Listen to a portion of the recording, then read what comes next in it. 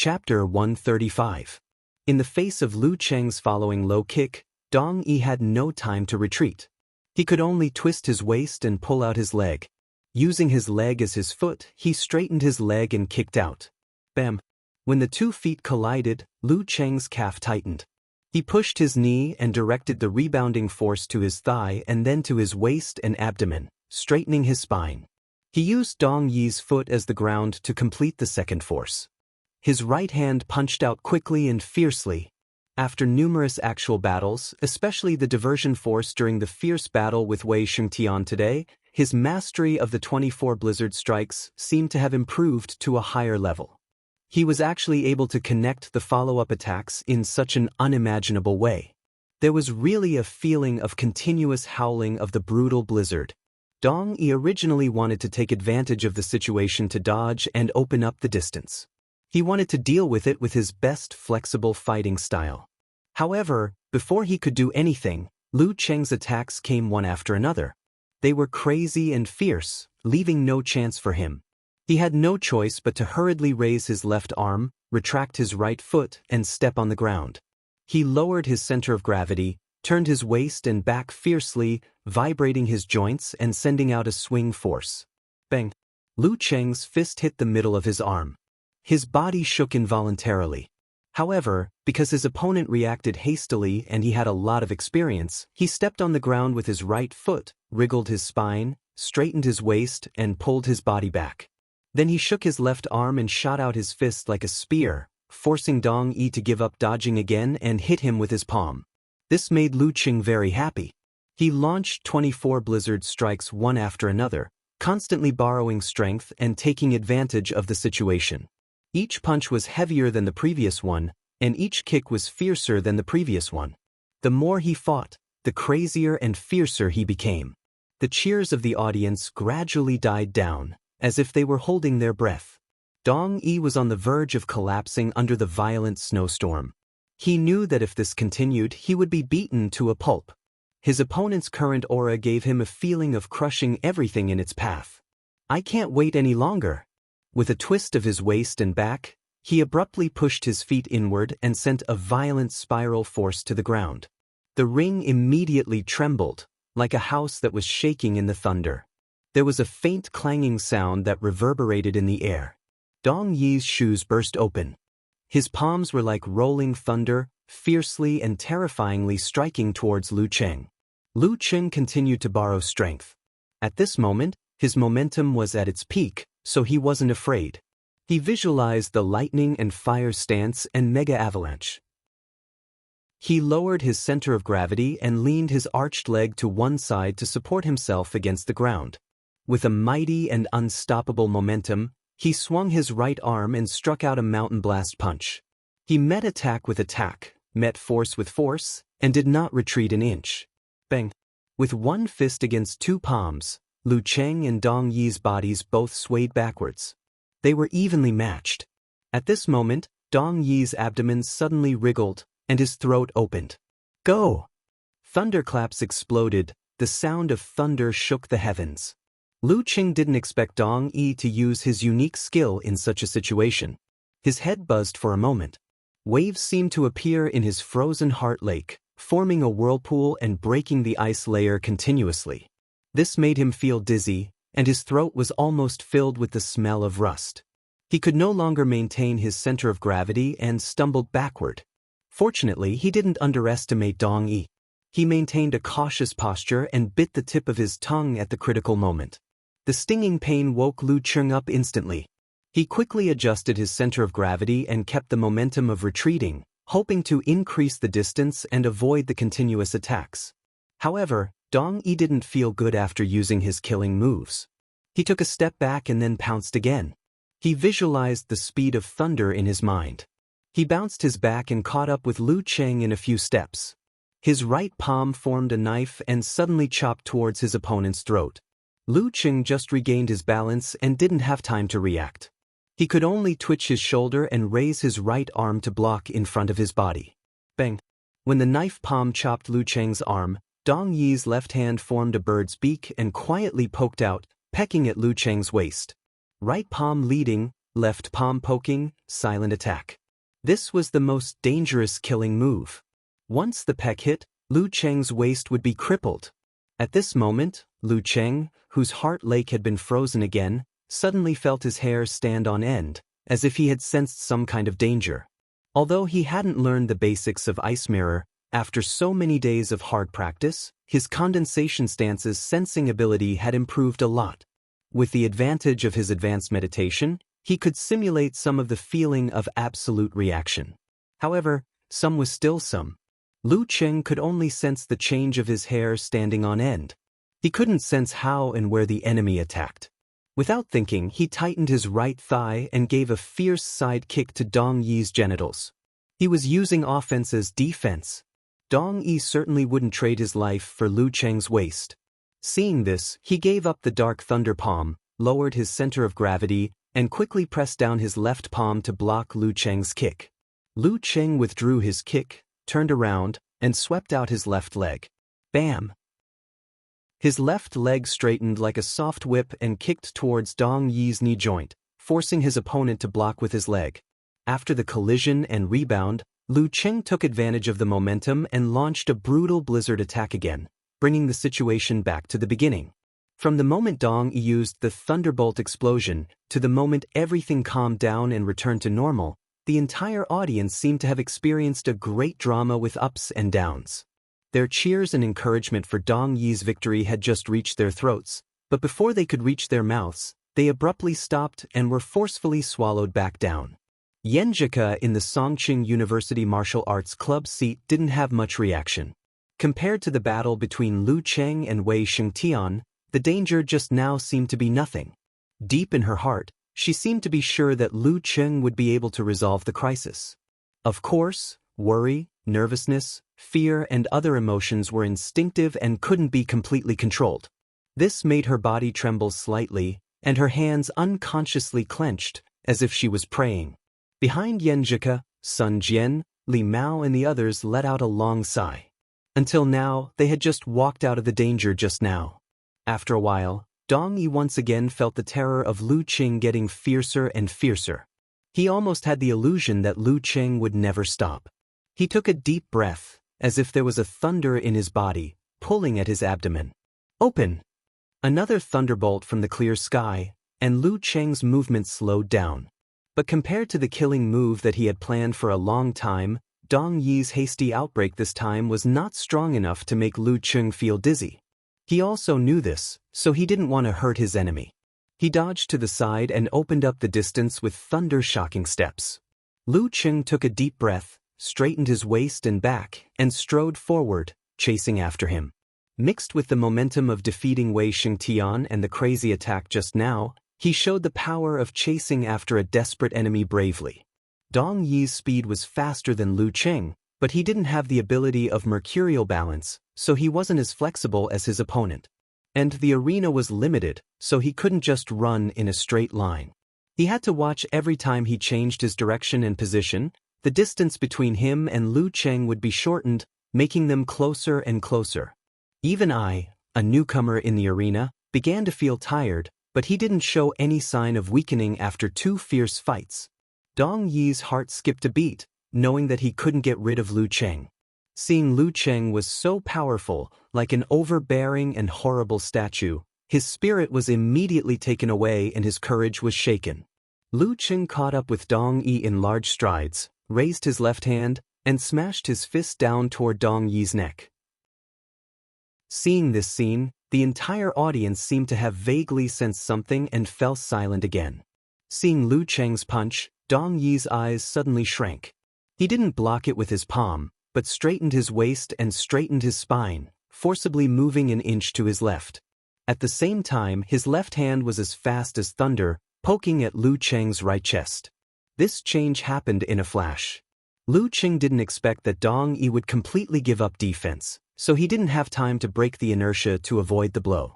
He could only lean to the left, letting Dong Yi's palm graze his chest and poke the inside of his right arm. Yenjika jumped up.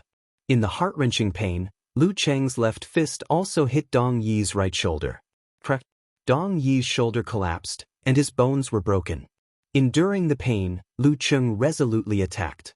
His left arm bounced back, shook violently, and hit Dong Yi's temple. It was time to see who was more ruthless and faster. Bam! A palm blocked his left fist. The referee looked at Dong Yi, who had given up resistance, and raised his other hand, saying loudly, "Lu Cheng wins." Until now, Lu Cheng finally had time to reflect on the change just now. He covered the wound on his right arm with his hand and asked puzzledly, "Why bother? It's just a preliminaries, not a critical moment for qualifying. Why bother to exchange a broken shoulder for a minor injury? Why bother?" Dong Yi smiled bitterly and seemed to sigh, "I can only play this role." The spectators in the stands finally understood and suddenly shouted in unison, "That's right." Their voices were a little sad, but also deeply moved. Dong Yi was creating a chance for the last player to win. Hearing the cheers in the stadium, Lu Cheng didn't make any hand gestures this time. He was moved by the tragic atmosphere, but he also enjoyed the tragedy of his enemy. He was quite satisfied to be able to beat the arrogant Yimo audience into a tragic state. He didn't tell Dong Yi out of kindness that he had exhausted a lot of his mental strength and was about to reach his limit. If he persevered for one more round, his chance would come. In the Fearless Squad seating area, Tan Ming stood up instinctively and walked towards the arena blankly. At this moment, Chiao Yang behind him shouted, "Go to the competition supervisor and report your injury. Ask for a substitute player." Tan Ming turned around and whispered in astonishment, I'm not injured." Chiao Yang had already walked in front of him. He supported him with his left hand and leaned to one side to block the camera. His right hand secretly punched out and hit his abdomen. Tan Ming bent down and heard Chiao Yang say in a low voice, "You're injured now." The pain finally woke Tan Ming up. He remembered that the big boy in front of him had a very popular nickname in Yimo. Mad Dog. Mad Dog, Chiao Yang. Chapter 136. Dong. The cheers echoed in the arena, full of a sense of tragedy. Dong Yi's eyes were slightly wet. He endured the pain, waved his uninjured left hand, turned around, and walked out of the arena lonely. Such cheers, such attention were what he had been longing for a long time, but the sad thing was that it was a failure, not a victory. Fortunately, Lu Cheng's right arm was injured, so he would be crippled for the rest of the match. It opened the door for him to win the final round. He didn't let down the heavy burden on his shoulders. As he waved his hand and left the arena, the cheers of "Dong, Dong" became louder and louder. Lu Cheng listened quietly and watched his opponent leave. He couldn't help but sigh in his heart. Although he couldn't understand his thoughts or his choice, he respected the decisiveness, firmness, and courage he had just displayed. Not every martial artist would dare to do so. Lu Cheng moved his right arm a little and checked his injury. He didn't find any symptoms of bone fracture, but the place where he was poked was swollen. His muscles and fascia were damaged to a certain extent, which seriously affected his strength. In other words, it was an injury that could be healed in a short time. But the problem was that a short time was at least a few days. In the upcoming match, his arm would be crippled. "Forget it, I'll do my best. Even if I lose an arm, I'm still not an amateur first pin fighter. No matter what, I can exhaust him and create an opportunity for Sun Jian to win the match." In the amateur level, the gap between first pin fighters was actually not that big. At this time, he was puzzled to find that the third fighter of Fearless Squad didn't rush to the arena. Instead, he stayed where he was and discussed something with Chiao Yang. Did he give up? Did he think that my stamina was limitless, so he didn't care about giving me more time to recover? Lu Cheng didn't waste this opportunity. He closed his eyes, concealed his spirit and qi, and quickly entered a state of meditation. He put himself in a state close to sleep. Recovering a little bit of spirit was good. The Jin Dan was like a nebula, constantly expanding and shrinking, rotating slowly. Lu Cheng felt like he was looking inside his own home. Thoughts settled one after another, floating like floating clouds. His heart was empty and quiet. Seeing that Lu Cheng could still move his right arm, Yenjika heaved a sigh of relief and sat back down. She pouted and complained to Dong Yi, How can this be? This wasn't an important match, so it wouldn't affect their chances of advancing to the next round. Why was his opponent acting like a madman and paying the price of a serious fracture just to hurt Cheng? Cheng's injury looked like he would recover in at most 10 days, but it was not the case for his opponent. As the saying goes, it takes 100 days to recover from a serious injury. Even if a martial artist's physique was outstanding and his recovery ability was extremely strong, he would not be able to fight again for at least 50 to 60 days before reaching the inhuman level. By then, the group matches would have ended long ago. Wouldn't it be stupid to miss the next 5 matches just for this one match?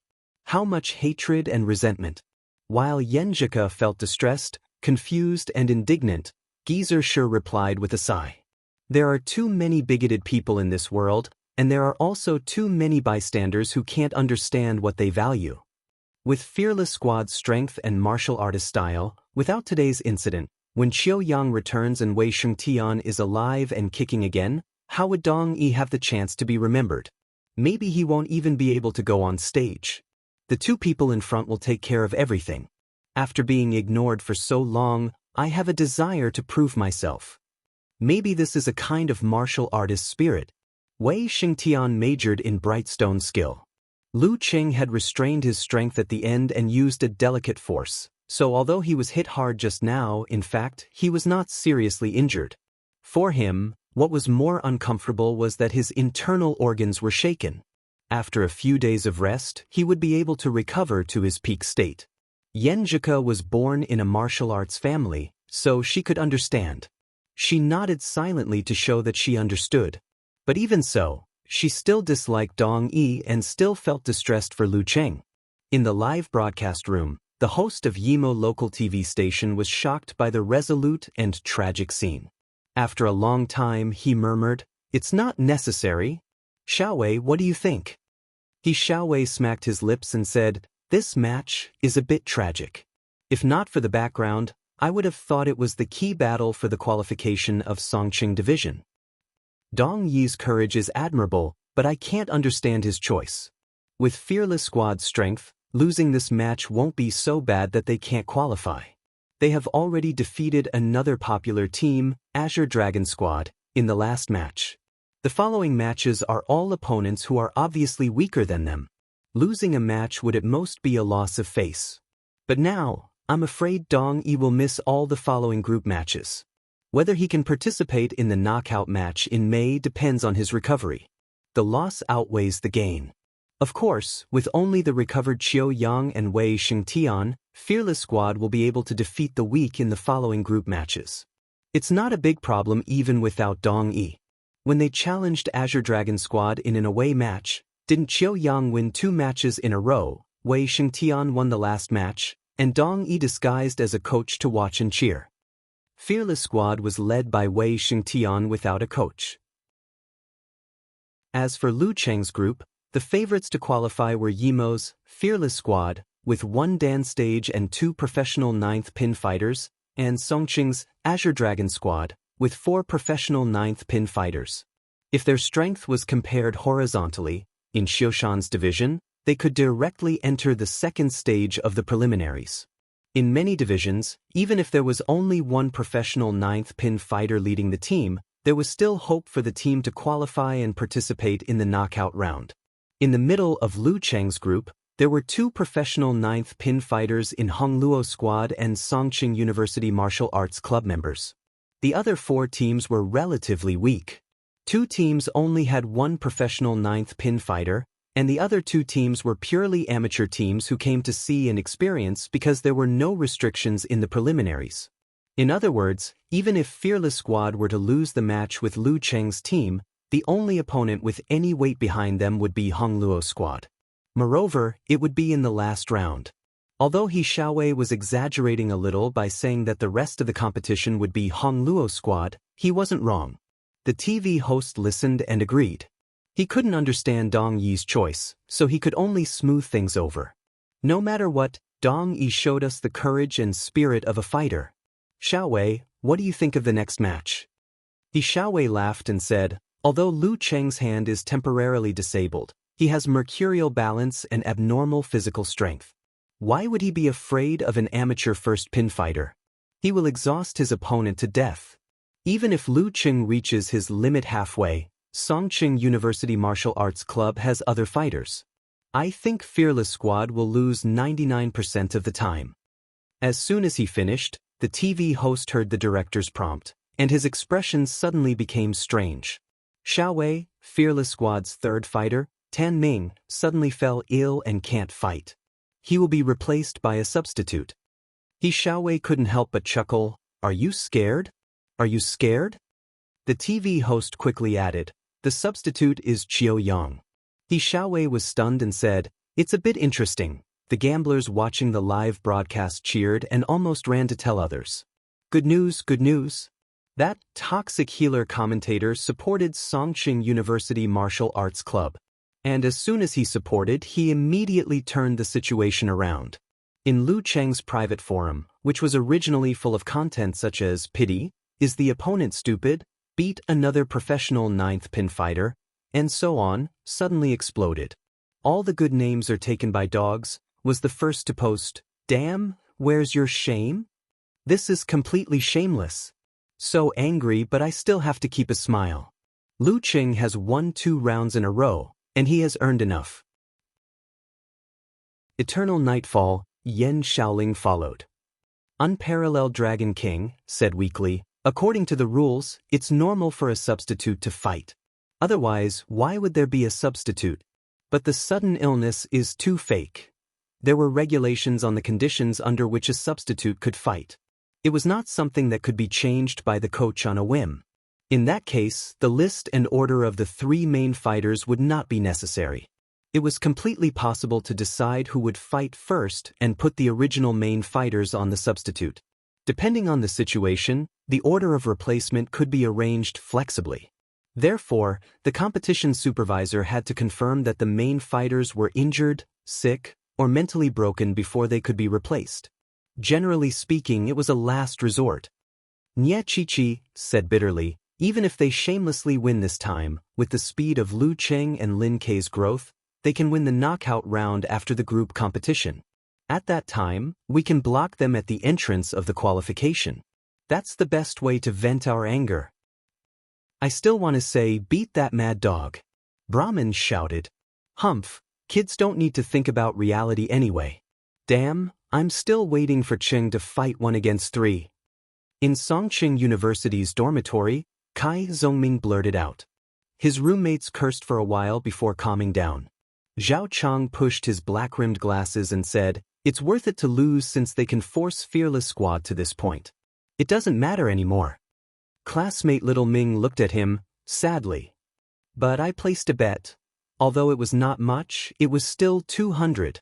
In Songqing University Martial Arts Club's seating area, Yan Zhiko wasn't angry. Instead, she solved the lingering doubts in her heart. She turned to look at Coach Shi and said, they are really shameless. She wasn't angry or surprised, but she was very disappointed and distressed. She felt that Lu Cheng's all-out battle was wasted, and that Cheng's injury and pain just now were not worth it. Geezer Shi snorted. To put it in a better way, Fearless Squad is full of abnormal desire for victory. Beside and behind him, Li Mao and the others loosened their clenched fists and sighed. Lin Kei closed his eyes and seemed to exhale softly. Qiu Yang, Qiu Yang, Qiu Yang. Seeing Qiu Yang walking into the ring, the desperate and tragic audience suddenly burst into thunderous cheers, making this name reverberate in every corner of the martial arts arena. Lu Cheng, who was sleeping in the middle of the ring, felt that everything around him was being pulled away and separated from him. Although he vaguely felt that the sound around him suddenly became louder, he couldn't hear clearly what the audience was shouting. After a while, he felt something in his heart and suddenly opened his eyes. He saw a big boy walking up the stone steps. Qiu Yang? Lu Cheng blurted out in surprise. Qiu Yang was also puzzled. He frowned slightly and said, you just found out? You should have known from the moment the match supervisor checked Tan Ming's physical condition, right? I fell asleep just now. Lu Cheng answered silently. Of course, he didn't say it out loud. He felt that his answer would make him look wrong, Thus, he maintained an unfathomable smile and didn't explain anything. At the same time, he took a light breath and felt that his head was much clearer. Chapter 137. Lu Qing seized the time to recover a little so that his thinking and reaction would not slow down immediately. But he also paid a price. He had just learned that his opponent had been replaced by Qiu Yang, so he had no time to carefully recall Qiu Yang's match images and relevant information. Fortunately, Qiu Yang's fighting style was distinctive and his personal characteristics were very strong, which left a deep impression on him. Now, after a little thinking, many key points naturally emerged, so he was not at a loss. Qiu Yang, nicknamed Mad Dog, was the type who fought desperately and crazily. He was the type who was not afraid of death and seldom defended or simply dodged. He liked to attack with attack, take risks and seize opportunities. He liked to sacrifice himself to win. This fighting style seemed to be quite simple, as long as one was fierce and courageous enough. But after careful analysis, one could taste the martial arts level involved in it. In a fight between masters, it was not always possible to sacrifice oneself to win. There would not be a situation where one would fearlessly attack the enemy's vital points when he was about to be hit and rely on the referee to stop the fight to win, because there was no such opportunity. In such a situation, the underdog would have no time to attack the enemy's vital points. If he forced himself to attack, he would be heavily injured in advance, making the counterattack weak and even abruptly stopped. Just like in the battle between Lu Cheng and Dong Yi, when faced with the Dark Thunder Palm, Lu Cheng did use a side kick to force his opponent to give up the killing move. However, the key point was not the side kick. Because of his preemptive reaction, Dong Yi would have cursed him for being an idiot and then calmly stabbed him in the waist. It would have been so painful that Lu Qing couldn't use his strength and kick out his leg. If this was not enough, Dong Yi's hand was already on Lu Cheng's waist and pressed down and blocked. Who could complete the side kick? Therefore, using the method of attacking the enemy's vital points to win the enemy's compromise not only relied on courage, guts, and ruthlessness, but also on vision, insight, judgment, and the martial arts level to seize the opportunity. Without the latter, only the former would be underage gangsters. If they competed with courage and ruthlessness, they were definitely strong enough. But could they win against a professional master? They would probably be beaten so badly that even their mothers would not recognize them after one round. With an accurate judgment, a perfect grasp of timing, and a martial prowess that was sufficient to support the completion of one's thoughts, in addition to one's courage and determination, one would be able to exchange injuries for death by attacking one's vital points, forcing the other party to have no choice but to first protect themselves. Even if the opponent was a lunatic and did not change, the referee would still intervene and easily determine the final victor. That was because in a situation where there was no referee, it was clear who was injured and who was killed.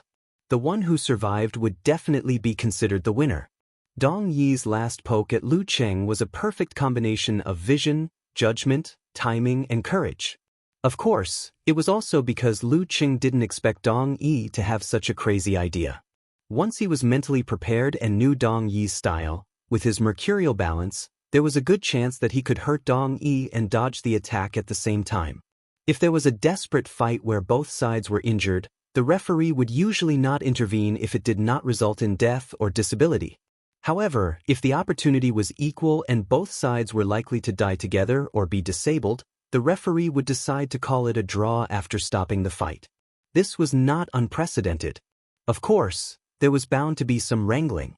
For example, if someone said, "I've just mastered the iron crotch technique, so I'm not afraid of being kicked in the groin," or, "I've just reached the invincible Vajra realm, so it doesn't matter if my vital points are attacked," then the referee would ask for a demonstration and change the decision according to the facts. In this, the referee was very important, but they were not omnipotent.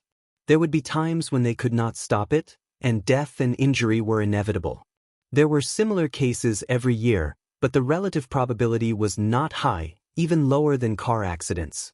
Even so, the official competition would also buy corresponding personal insurance for all the participants. Every life and every disability would be investigated by the police department to confirm that there was no collusion or intentional negligence. If there was, it would be considered murder. As for the competition between the physical invulnerability experts, the referee could not intervene. If the strength was not enough, he would not even dare to stay in the arena. Anyway, it was easy to injure experts of this level, but difficult to kill or cripple them, so there was no need to worry too much about them. All in all, Qiu Yang had not only relied on his viciousness and courage to survive until now, but also his martial arts level and judgment. He was the best of the best. Whoever looked down on him because of his nickname and fighting style would definitely end up in a miserable state. Moreover, Lu Qing noticed something. According to the data, Qiu Yang had several experiences of forfeiting. When facing an enemy 1 or 2 levels higher than him, he would always forfeit without exception. In other words, he was very clear-headed and knew that if he encountered a strong enemy with the Mad Dog style, it was very likely that he would be seriously injured, and nothing could be exchanged for it. He was a very rational Mad Dog. While Lu Cheng was thinking, Qiu Yang had already stood in position and set up his stance. The referee raised his right hand and announced the start of the match. As if he had received the order to start running, Qiu Yang sprang up and rushed to Lu Cheng like an arrow. His eyes were crazy and his momentum was overwhelming, as if he wanted to raise everything in front of him to the ground and tear it into pieces. Lu Cheng had come up with a strategy for this battle, which was to rely on his mercurial balance to fight for a long time. This was because similar crazy fighting style without any regard for one's own safety was a little bit like Qing Yaojin's 3 axes. Once they were dragged for a long time, their spirit would be dulled and their madness would be reduced. They would be on the verge of failure. Qiu Yang's previous battle videos could fully prove this point. However, facing the enemy's advance, Lu Cheng did not immediately use the mercurial balance to dodge. He felt that under such momentum, once he flinched and dodged, it was very likely that he would subconsciously become timid, which would gradually reduce his morale. Then he would be chased by Qiu Yang like a defeated army. Therefore, even if he wanted to fight with the Mad Dog, he had to fight with the enemy for a while to reduce his momentum. Lu Cheng's eyes reflected Qiu Yang's figure. When Qiu Yang was about to approach him, he suddenly twisted his waist, tightened his thighs, and kicked his knee. This was a well-behaved move, which was also a good choice in the situation where it was difficult to use the right hand. But Qiu Yang, as his nickname, did not use his leg to block the kick, nor did he hastily change his direction. Instead, he jumped up in a way that violated the taboo of fighting at this level. Like a ferocious eagle, he leaped over the kick and extended his right hand, preparing to hit Lu Cheng's temple from the side. At the same time, he bent his body and positioned his legs, waiting for a series of stomps on Lu Cheng's chest. Attacking from the top and the bottom, it was hard to defend. Ruthless and crazy. If Lu Cheng could use his right hand, he would have a lot of choices at this time, such as using his arm to block the kick, or using his elbow to protect his face. Then he would learn from Lin Kei's continuous attacks and shake Qiu Yang away, and seize the opportunity to attack. But now, he could only use one hand, and his right leg had not been withdrawn in time. He could only protect his head, but not his chest. At the critical moment, Lu Cheng suddenly leaned back, rolled to the left, and kicked out his right leg again, making it like a tight whip, fiercely lashing at Qiu Yang, who could not change his direction in midair. Iron Bridge, dragon turning over. After this fall and kick, Lu Cheng not only avoided the attack on his temple and chest, but also completed the counterattack. With his left hand on the ground, his whip leg exploded the air fiercely and terrifyingly. Qiu Yang had to squirm his spine and kick out his legs to avoid this dangerous attack. Bang! Lu Cheng took advantage of the momentum and stood up again, while Qiu Yang fell a few steps away. As soon as he touched the ground, he straightened his knees and threw himself at Lu Cheng again without any hesitation. His momentum was extremely crazy. Facing this, Lu Cheng saw that the position was suitable, so he shook his left arm and shot out like a big gun to Qiu Yang's face. Qiu Yang's spine squirmed like a dragon trying to break free from its shackles. He slid to the right and came behind Lu Cheng. Then he clenched his right hand into a fist and hit the spine, fast and hard. During this process, he stood in a very clever place, closer to Lu Cheng's right side, taking advantage of the fact that Lu Cheng's right hand was injured and could not fight back. At this moment, Lu Cheng swung his center of gravity and bounced to the left, which made him move quickly and avoid Qiu Yang's dragon-catching punch. After the Iron Plank Bridge Dragon Ascension, he adjusted his body muscles so that he was in the state of mercurial balance. He was not careless about Qiu Yang's punch. He did not try to twist his waist and pull his leg because he was afraid that Qiu Yang would lower himself and roll under him. Then he would perform the shoulder kick or monkey steals the peach. It was risky for an attacker, but Qiu Yang would do it according to his style. Seeing that Lu Qing moved away, Qiu Yang stepped on the ground and made an explosion in the depth of the arena. Then he continued to attack crazily. As if there was a ball in his body, Lu Qing turned again, but he did not escape. Instead, he swung his left arm for a short fight with abrupt force. As soon as Qiu Yang approached, he visualized the mouth of a poisonous snake in his mind. He clenched his right hand and fought back without dodging. Poisonous punch? Biting force. Bang! With a strong and crisp sound, Lu Cheng's fist spewed out flames and collided with Qiu Yang's right hand. Both of them took a light breath and withdrew their hands at the same time. One of them felt like he was bitten by a sharp tooth, the other felt like he was burned by a flame. Both of them were mentally prepared and finished their follow-up actions calmly, leaving no chance for the opponent to take advantage of. Seeing this, Geezer Shi and Yan Zhike were puzzled. They did not understand why Lu Qing used the power of blaze, which could not affect the opponent temporarily. Could it be that he wants to take this opportunity to temper and improve his supernatural ability? Geezer Shi pondered. Lu Cheng's idea was similar to his guess. Although his spirit had recovered a little, the mercurial balance required extreme concentration and could not be maintained for long. Therefore, he had to plan early. He planned to use the power of blaze frequently to gradually squeeze the Jindan and try the second awakening. He wanted to try actively. After refining his bone marrow and 5 viscera bit by bit with Thunder Roar Zen, his physical quality improved rapidly. The cultivation during the winter vacation was not in vain. He thought that he could barely bear the initial backfire. He planned to try the Thunder Roar Zen in 2 or 3 weeks when he reached the entry level. Now that he was a little ahead of schedule, it should not be a big problem. However, ideals were just ideals most of the time. After a while of guerrilla fighting with mercurial balance, he tragically found that he had no chance to use abrupt force or release flames because the opponent would not cooperate with him. If he tried it rashly, he would be defeated before he could squeeze the Jindan. The bitterness in his heart couldn't be felt by outsiders, but both Qiu Yang and the audience in the stands were getting more and more desperate. They couldn't see any sign of weakness from Lu Cheng, and they couldn't see any possibility of his physical strength declining. It seemed that he could continue to rely on his mercurial balance and wouldn't give up until Qiu Yang was exhausted to death. Qiu Yang narrowed his eyes and seized the opportunity when they were close to each other. In his mind, he visualized a poisonous snake that shot lightning and bit people. His body trembled and his spine bent into a bow shape. Then he suddenly bounced up and pushed himself to the front of Lu Cheng at a speed beyond the body refining state. He clenched his right fist and threw out the poisonous bite. Lu Cheng had a deep impression of this killer move when he watched the video. He did not dodge blindly because the subsequent chain of kicks would be more terrible. He shook his left shoulder and bounced up his arm to block the punch. At the same time, he steadied his center of gravity and was ready to twist his waist and swing his leg to block the next killer move. Bang! Lu Cheng suddenly realized that they were too close to each other. Qiu Yang's left hand was injured, so he couldn't punch out, leaving a huge opening for Lu Cheng to attack.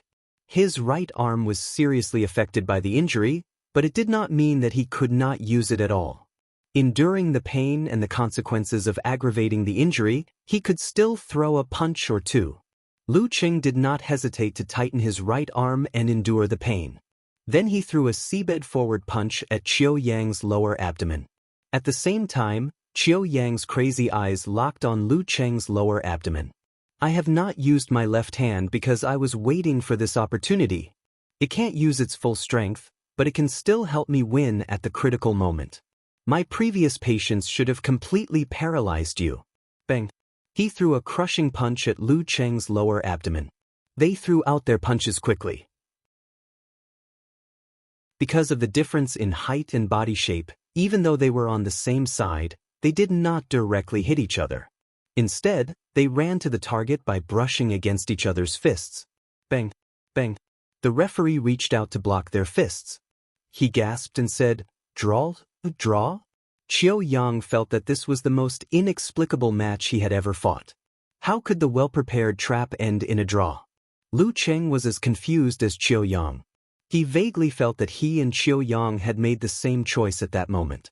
Fortunately, I still have the desire to win, and I was brave and determined enough to not hesitate at that time. This is also good. A draw means that both of us left the stage. I still have someone behind me, but Fearless Squad has no one. In other words, we won. We won. Chapter 138. The referee took 2 deep breaths, withdrew his hand and asked, "Do you have any questions?" Qiu Yang had recovered from his confusion. Looking at his and Lu Cheng's still clenched fists and stiff postures, he had a rough idea of what had happened just now. When he jumped out of the trap, his opponent seized the opportunity. He was very sullen, very depressed, and very much wanted to vent, very much wanted to roar, but the main source of the matter was still his own mistake. He was complacent in the well-designed trap, but neglected that the other side could also be paralyzed by his right hand, just like him. He couldn't find anyone to blame, and there was no reason to quibble. He wanted to beat the referee, but he knew the gap between them was too big. He couldn't beat the referee, so he could only hold back his anger and said, "I have no problem." Lu Cheng also figured out what was going on. He sighed inwardly that his thinking was really starting to become sluggish, and he didn't react in time. He held back his laughter and said, "I also have no problem." Of course, he had no problem.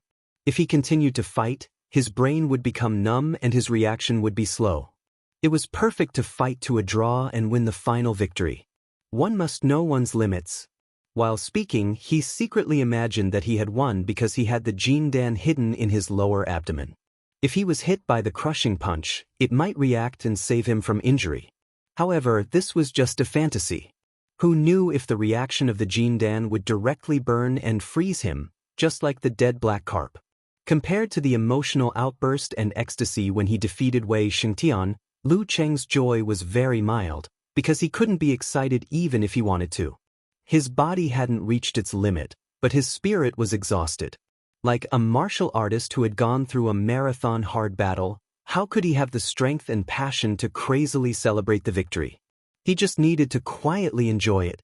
This was truly a long, arduous, and tragic match. The audience in the stands also did not immediately react to what had happened. They did not understand why it was a tie all of a sudden. Some of them were blocked by the referee who was very close to the scene of the incident. Some of them did not see clearly because the two sides were too close and the punch was too fast. When the big screens hanging in different parts of the martial arts arena began to replay the scene in slow motion again and again from various angles, they realized that both sides had chosen to activate their injured arms at the same time to seize the opponent's flaw and create a situation where both sides were injured. A punch to the lower abdomen did not necessarily result in death, nor did it necessarily result in disability. In fact, martial artists could shrink their abdomen in time to avoid the most severe injuries, but after being hit, they would collapse on the spot and curl up on the ground. There was no problem with the referees stopping the fight in time. However, a draw would mean that their own team had lost the match. They had lost a match that they had originally thought to be in the bag. The audience fell into silence once again. It was an extremely oppressive silence. They felt that all their enthusiasm and expectations had gone down the drain. All their longing for release and ecstasy had been eaten by dogs. Disappointment, anger, and unwillingness quickly brewed in his heart. Lu Cheng enjoyed the silence and felt that it was no less than the cheers of the home audience. Then he heard the referee announce loudly, "A tie." Fighters from both sides leave the arena. He exhaled and glanced at Qiu Yang, who had restrained his madness and unwillingness. He saluted with his hands folded, turned around easily, and walked out of the arena. This guy was too smart for his own good. He would probably regret it for a long time. Just thinking of this made him feel King good.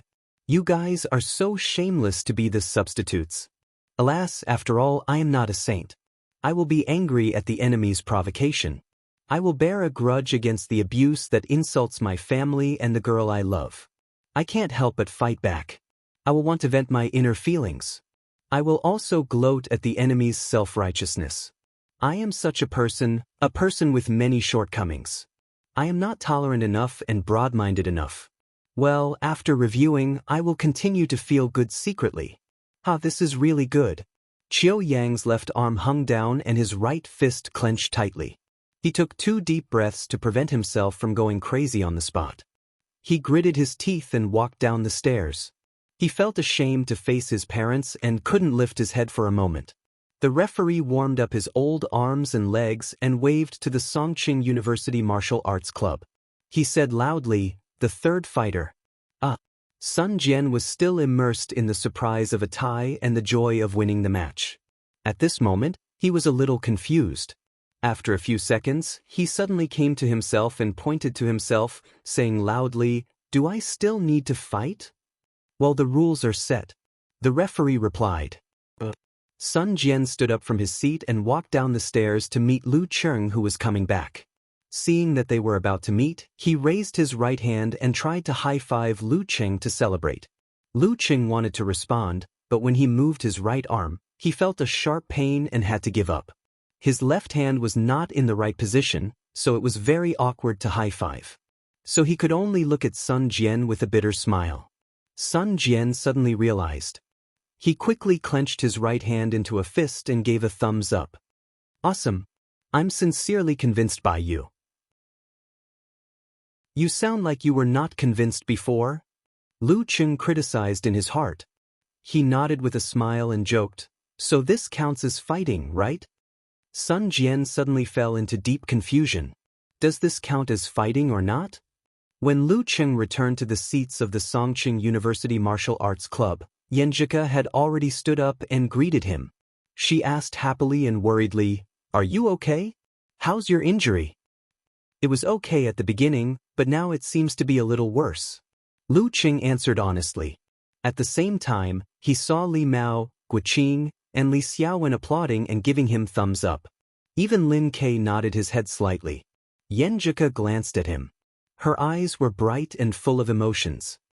"Who asked you to be brave?" She stretched out her hands and checked Lu Cheng's injury through his clothes. Lu Cheng grimaced in pain and said in a low voice, "If I don't act brave, I'll lose. I'm almost exhausted. If Qiu Yang makes a killing move again, I won't be able to block it." Yenjika opened her clear eyes and asked curiously, "Is this the limit of your physical strength?" "The limit of my energy. I can still fight with my physical strength." Lu Cheng smiled and said, "Actually, Dong Yi and Qiu Yang both lost because they didn't know me well. If Dong Yi could hold on for one more round, I wouldn't be able to suppress him. He didn't need to exchange a big injury for a small one. As for Qiu Yang, he was too impatient. If he fought with me for one more minute, I wouldn't be able to hold on. Unfortunately, both of them realized that they couldn't wait for my limit, so they took a more radical approach. There was a certain difference between the two fights. Dong Yi might not be able to hold on for one round of brutal blizzard. The winner was still unknown. Qiu Yang, on the other hand, would definitely lose as long as he was patient and didn't rush to attack. Yenjika smiled and said, "The advantage of asymmetrical information is also an advantage. Anyway, you haven't shown your limit yet. You can use this to influence your opponent in the future." Then she breathed a sigh of relief and said, "You don't have a big injury on your bones. I'll have to ask Coach Shi about it." Geezer Shi smiled and said, "Are you done whispering sweet nothings to each other? You finally remember this old man?" Yenjika suddenly blushed and turned her head to the side. She bit her lower lip with her white and neat teeth. Lu Cheng could only laugh awkwardly and didn't know what to say. Geezer Shi was satisfied with his own humor. He looked at Lu Cheng and said, your fascia and muscles are injured. I guess you need to rest for a while. Let's go back to the locker room and do a detailed examination. Coach, you can see that? Lu Cheng was shocked. Is this X-ray vision? Geezer sure said unhappily. Haven't you heard of the enemy freezing heart move? You moved your right arm within 5 meters of me and affected the muscles and fascia there. If I didn't feel it, I would have wasted my years of martial arts training. Oh, so it's the upgraded application of the ice mirror? Lu Cheng suddenly realized. He was more and more afraid of the ability of a high-ranked fighter. At this time, Geezer sure reached out and quickly patted Lu Cheng's wound. Yenjika and Lu Cheng were scared, but they didn't have time to stop him. With a cold feeling, Lu Cheng felt the pain in his wound was relieved a lot. Although it was still difficult for him to use force, at least he felt more normal. Thank you, coach. Lu Cheng resisted the urge to call him teacher. Yenjika woke up and said angrily, Coach sure, why didn't you say hello first? Scared to death. At this time, Sun Jian stood beside the referee and looked at him. He raised his right hand and said, the final round, Songqing University Martial Arts Club wins. Sun Jian was confused and sluggish. He couldn't help but think, I'm just going on stage to put on a show. The announcement of the result of the match suddenly woke up all the spectators from their silence. Some were cheering loudly for their own team members, some were screaming because of extreme disappointment, and some were angry and kept cursing their own team members and the Songqing University Martial Arts Club members. The scene became chaotic and a little hysterical. Not everyone could accept failure so generously. Seeing this, the staff immediately rushed to the seats of the Songqing University Martial Arts Club and said anxiously, hurry up and go back to the locker room. 5 minutes, only 5 minutes. Get changed and leave immediately before they leave the stadium. Lu Cheng and the others were planning to celebrate this hard-won victory in the locker room. Hearing this, they were all shocked and didn't say anything. After Sun Jian left, they immediately returned to the locker room, took a shower, changed into their normal clothes, and left through the side door with the staff. They boarded the bus that had been waiting for them.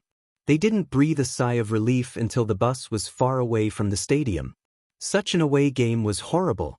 Even in such a terrifying away game, the entire stadium was silenced by their own team. While feeling happy, Sun Jian smiled bitterly and said, it's a pity that I didn't have a real fight. Geezer sure had just finished checking Lu Cheng's wound. He laughed and said, there will be plenty of chances later. These two rascals won't recover in a short time. Lin Ke forced himself to use the yin-yang twist, so his joints are injured and his body is shaken. Not to mention the competition, he can't even practice in the next week. It will take at least 3 weeks for him to fully recover. As for Lu Cheng, well, he could have recovered in a few days, but he forced himself to punch and aggravated his injury. It will take about 2 weeks for him to return to normal.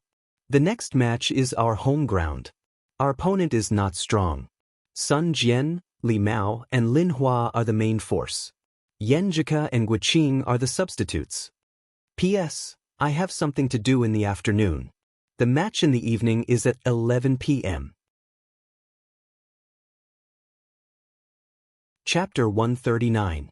As soon as Geezer made the announcement, Lu Cheng felt Yenjika sitting up straight beside him. Her eyes were shining. She seemed a little excited and a little nervous. In case anyone felt unwell, she would be able to enter the arena. Seeing this, Lu Cheng said half jokingly and half confusedly, Coach, sure, I'm only injured in my right arm. I can still fight. It's not a problem for me to bully amateur fighters. If I meet a professional 9th pin fighter, I can also hold my own. He had focused all his attention on Fearless Squad and didn't pay attention to the opponents in the next 2 rounds. He thought that no matter how weak they were, they couldn't be that weak. They should at least be a team of amateur first pin. Otherwise, wouldn't they be asking for humiliation in the preliminaries? Geezer sure chuckled and said, the opponents in the last 2 rounds are relatively weak, which is perfect for Sun Jian and Li Mao to practice. Even if they lose, it doesn't matter. We are here to increase our actual combat experience, not to advance. You have to give others a chance to grow, right? Besides, with your character and thirst for victory, When you really enter the arena, will you be able to resist not using your right hand at the crucial moment? Lu Qing felt a little guilty and could only laugh dryly. Geezer sure continued, saying earnestly, and after 2 weeks of 5 high-level actual combat, you also need some time to digest and avoid becoming impetuous. Another very important reason is that your martial arts style has not yet been finalized. Every intense battle will have a great impact on you, causing you to develop certain fighting habits. For a martial artist, not having a habit is the best habit. This requires you to accumulate a lot of experience in a short period of time before calming down and leaving the battle for a period of time. Then, you will examine yourself from a different perspective, analyze your problems, and overcome your habits. He used the word calm twice. Lu Qing felt that it was reasonable. He felt that a fighter with a good teacher would take less detours in the process of growth. These words made Yan Zheke and the others ponder. They connected with themselves and understood. It was not good to leave in a hurry. Seeing that everyone was thinking about his teachings, Geezer sure smiled proudly. Brat, today I will let you know what it means to be old and experienced. If I let you enter the arena, it is not impossible to advance in the group. When the time comes and you really fight for a place in the division and enter the second stage of the preliminaries in the second half of the year, what will you do? Aren't you slapping this old man's face? The carriage was quiet for a while. Seeing that they were getting closer and closer to Yimo Transit Station, everyone began to reminisce about the competition just now, as well as the hard-won harvest. We had to sacrifice 2 of our main forces in order to barely snatch victory from Yimo. It was truly bitter and difficult. Li Mao could not help but sigh. Guoqing nodded in agreement. Isn't that so? Lin Ke and Cheng were both very capable. They had managed to do the impossible. It's just that in the end, it felt like we were running away. You can't say that. Sun Jian immediately retorted and posed as if he was singing an opera. This is called playing the hero in Changban Slope, going in and out of 1,000,000 soldiers 7 times, and then retreating calmly after killing them all. His words immediately caused the crowd to burst into laughter. The atmosphere was joyous, filled with the joy of victory. In the live broadcast room of the TV station, the local host's face was ashen. He could not hide his depression and disappointment. He could only smile stiffly and say, "Xiao Wei, can you give us an analysis of the final tie?" Xiao Wei said excitedly, "This is my battle to establish my name. Didn't some people say that I'm a toxic healer? Look, didn't Fearless Squad also lose today? I predicted in advance that they would lose 99% of the time. That's why we shouldn't be superstitious. If you spread rumors again, be careful not to be struck by lightning." Alright, back to the topic. Let's look at the last part in slow motion. Were both sides synchronized? They both disregarded the consequences and used their injured hand, resulting in a lose-lose situation. However, I have to say that there is a difference between their seemingly identical actions. Qiu Yang actively created an opportunity to use his left hand, while Lu Qing passively reacted.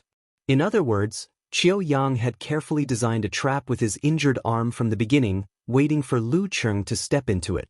But because he was too confident and proud of this, he neglected the possibility of his opponent risking his life. He failed to see Mount Tai and went for wool and came home shorn. When we were first challenged by the Songqing University Martial Arts Club, I bet that the Fearless Squad definitely looked down on them. They must have thought that since we have a professional 8th pin in the Dan stage and 2 professional 9th pin masters, why would we be afraid of a bunch of immature kids? It's not a big deal to lose to Qiu Yang. In the end, everyone saw that even with Qiu Yang, they still lost to Songqing University Martial Arts Club and lost face. Of course, this can't be entirely their fault. Who would have thought that Songqing University's Lu Cheng's stamina would be so abnormal? With him, it's equivalent to having 2, 3, 4, 5 professional 9th pin masters, or maybe even more. Anyway, I can't see where his limit is. This makes the Songqing University Martial Arts Club equivalent to a weakened version of the Azure Dragon Squad, a strong contender for the qualification to advance in this group. Defeating the fearless squad, who had underestimated their opponent and had engaged in a fight in advance, isn't too inconceivable. He Xiaowei was enjoying himself when he suddenly realized that the host beside him was looking at him strangely. The director, cameraman, and lighting technician in front of him were also looking at him strangely. They all looked like they wanted to slap and kick him. This is Yimo TV station's building. Almost everyone here supports Fearless Squad. The people here are tough. Even a random passerby might have an amateur level F***CK. Even if I'm also a 13 Grand Guardian's brute training, I probably won't be able to walk out of this building if this continues. A wise man submits to circumstances. He smiled shyly and forcibly turned his inclination back. For Fearless Squad, this isn't the end of the world. It's better to suffer a setback early than later. It's better to suffer a setback in the group stage than in the knockout round. As long as they can learn their lesson and stop underestimating their opponent, with their strength and foundation, there's still a popular team to advance in this division. After saying all this in one breath, He Xiaowei saw the director and host nodding slightly and softening their gazes. He Xiaowei quietly heaved a sigh of relief. Luckily, I'm quick-witted and battle-hardened.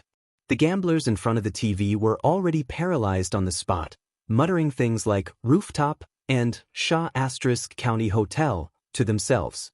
In Lu Cheng's private forum, fans had already gone crazy. They excitedly started forum chatting and no longer looked for posts to reply. Haha, I just need to maintain a smiling expression. The moderator, Eternal Nightfall, Yan Xiaoling took the lead. Nye Chichi followed closely behind.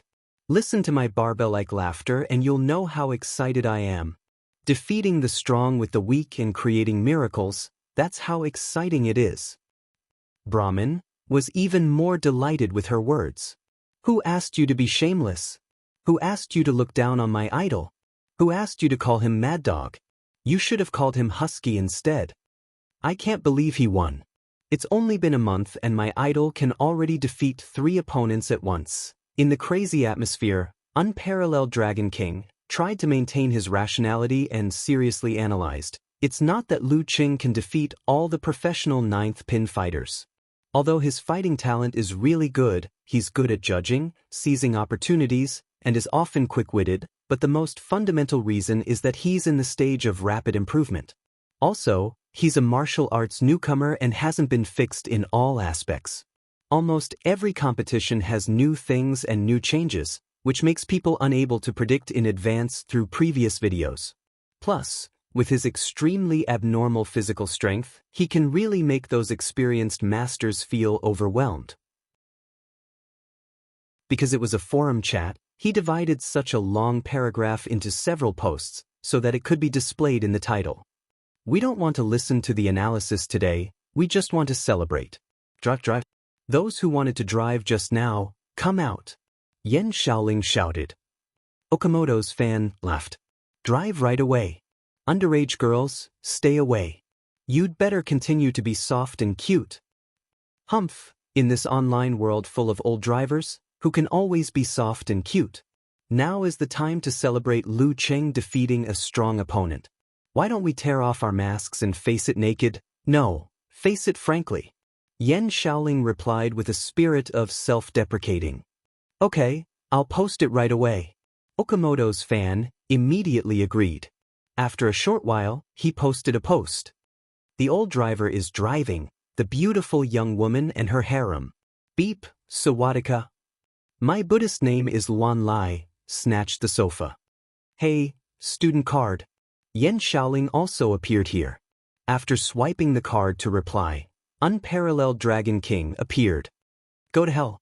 It's the first episode of the Calabash Brothers. Yan Xiaoling followed up and replied, Go away. You're not a real driver. After a long time, in the aftertaste of the celebration, Brahmin found Yan Xiaoling. Little Nightfall, I think we need to be careful of some people from Yimo. They look so excited. In the past, fans of Longhu Club and Shangqing Sect often bombarded each other's forums. Yan Xiaoling replied calmly, If they want to, then so be it. There aren't many people in our forum anyway. It's not a big problem to be affected for a day or two. When the time comes, We can just find a software to delete them in batches. Thinking about it is one thing, but I'm still angry. When our Lu Cheng improves little by little and has more and more fans, let's see who dares to bully our forum. Even if they want to be bombarded, they have to consider the price they have to bear. In the home team locker room of Yimo Martial Arts Stadium, the atmosphere was so oppressive that it was terrifying. No one dared to speak, for fear of provoking Mad Dog. Qiu Yang's expression was gloomy, no longer as fresh and clean as usual.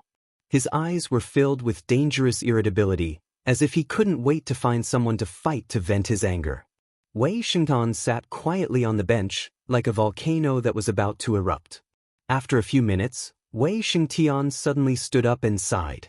The reason for today's failure is because I underestimated the enemy. I underestimated Songqing University's Lu Cheng and Lin Quebec. It would have been better to arrange for Old Dong to take the lead. Go out, appease the audience, and accept the interview. If a defeat can defeat us, then what is the point of practicing martial arts and participating in the preliminaries? We should just go home and sell sweet potatoes. Old Dong is treating his injury in the emergency room. Don't let him down. After finishing his words, he strode to the locker room door, facing failure head-on. Qiu Yang exhaled and followed him. The reason why he was convinced by Wei Xingtian wasn't because he was better than him, but because he was arrogant and unruly, but he didn't lack any of the responsibilities he should have. In the cafeteria of Songqing University, Lu Cheng put down the ointment bandages and the tray he was carrying, looked at his right arm that was bulging because of the bandage, and joked to Yenjika, "I'm always a little worried. I always feel that the school hospital is a bunch of veterinarians." Yenjika sat opposite him, supported her cheek with one hand, and couldn't help but laugh. "Aren't you scolding yourself?" "That's true." Lu Cheng held the chopsticks in his left hand, picked up the chicken in front of him, put it into his mouth, and showed off, "Although my right hand can't do delicate work for now, my left hand is not bad." With his fine control of the muscles in his body, he could barely maintain his daily life with his left hand. Yenjika didn't change her posture, rolled her eyes, and smiled. "I also said that if your left hand is not convenient, I will reluctantly help you pick up some food and feed you. Since you are so good." Lu Cheng suddenly had the impulse to bang his head against the wall. "Why am I so stupid?" He glanced at the plate, deliberately used the chopsticks to pick up the peanuts in the Kung Pao chicken. Pack, he didn't hold it firmly and dropped it. Pack, he didn't catch it again. "You see, I can only pick up something that is easy to pick up." He looked at Yenjika eagerly.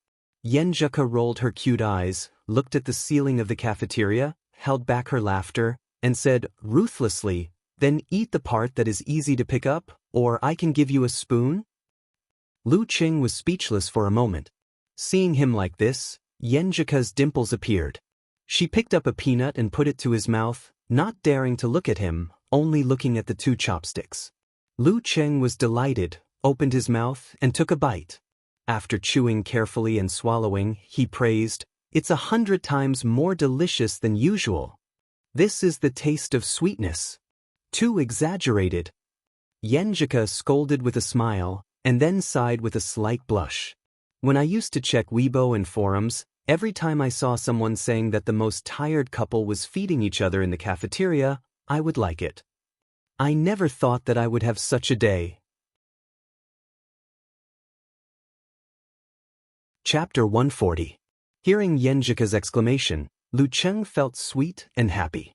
He smiled and said, "You are not feeding a lovey-dovey couple, but caring for a disabled person." While speaking, he moved his right shoulder slightly. Yenjika was amused by Lu Cheng. "You are so good at making fun of yourself. Making fun of myself every day makes life sunny and beautiful," Lu Cheng said humorously. As the days of dating increased, he felt that he could express himself more and more in front of girls. He was no longer so nervous and could often be humorous and witty. Yenjika covered her mouth with her left hand, smiled and said in a low voice, "Then I'll give you some sunshine."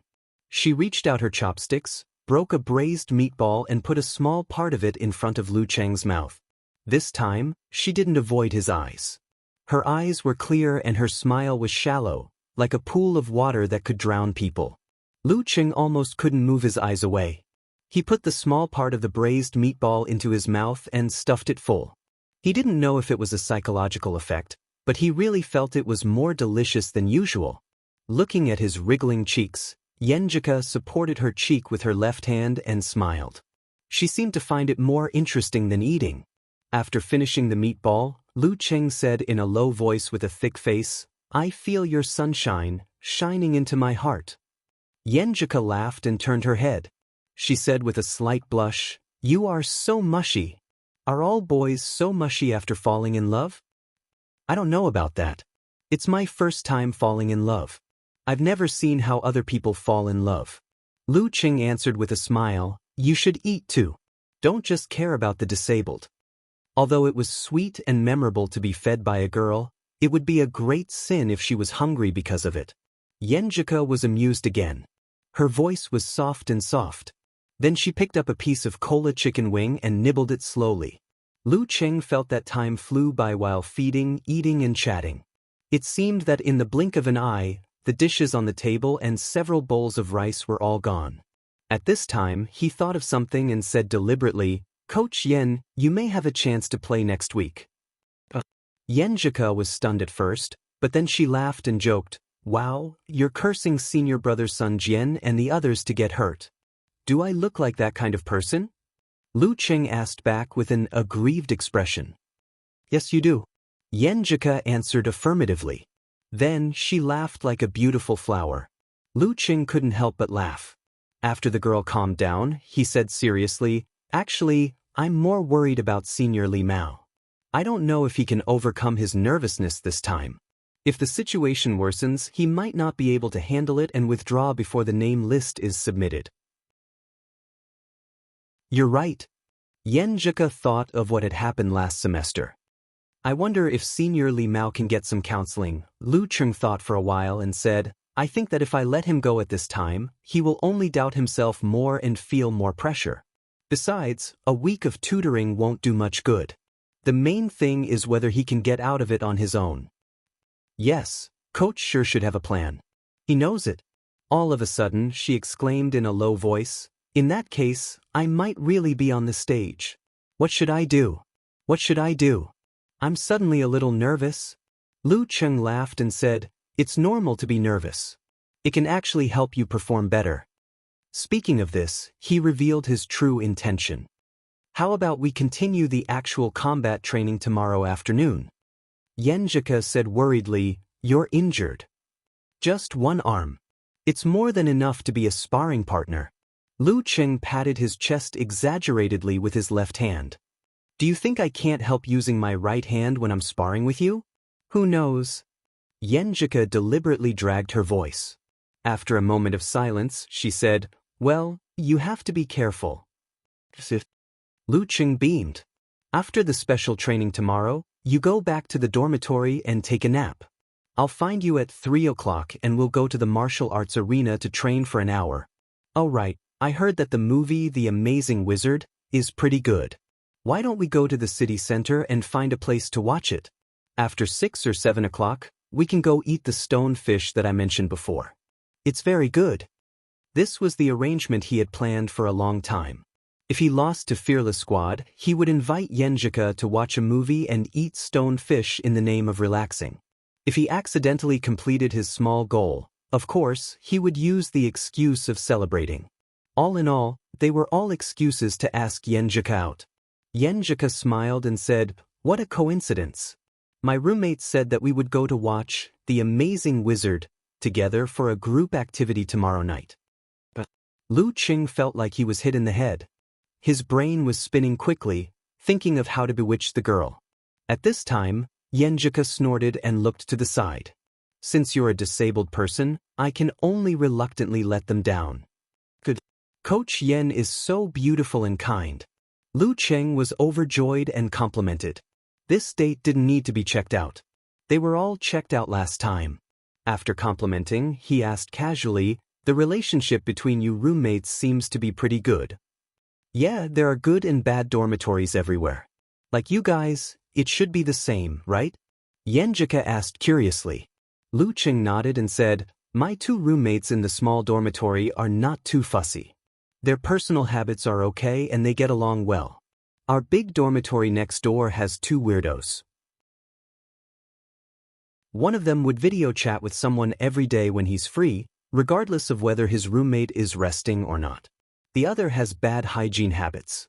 His clothes are soaked in water and he doesn't wash them. Therefore, they often have conflicts."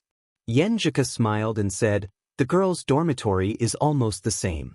But maybe girls are more attentive to details and care about more things. I leave early and come back late. Except for sleeping, I don't spend much time in the dormitory. So I have a good relationship with them." They talked about this topic for a while. Yenjika knew that Lu Qing was still tired, so she urged him to go back to the dormitory to rest. She planned to finish the homework she had accumulated last week. At this time, the sky was dark and the lights were on. Lu Qing walked Yenjika to the door of the third building and chatted with her for a while. Then he saw her walking to the door of the dormitory. She suddenly turned around and said with a smile in the light, "Qing, you're awesome today." Yenjika finished her cute and encouraging pose and hurriedly turned around and ran into the corridor of the building. Lu Qing was in a daze. After a long time, he came to his senses and couldn't help but smile. "She was saying that I did a great job defeating the strong enemy this afternoon." In the corridor, Yenjika reached out her hands that were warmed by Lu Qing and put them on her cheeks.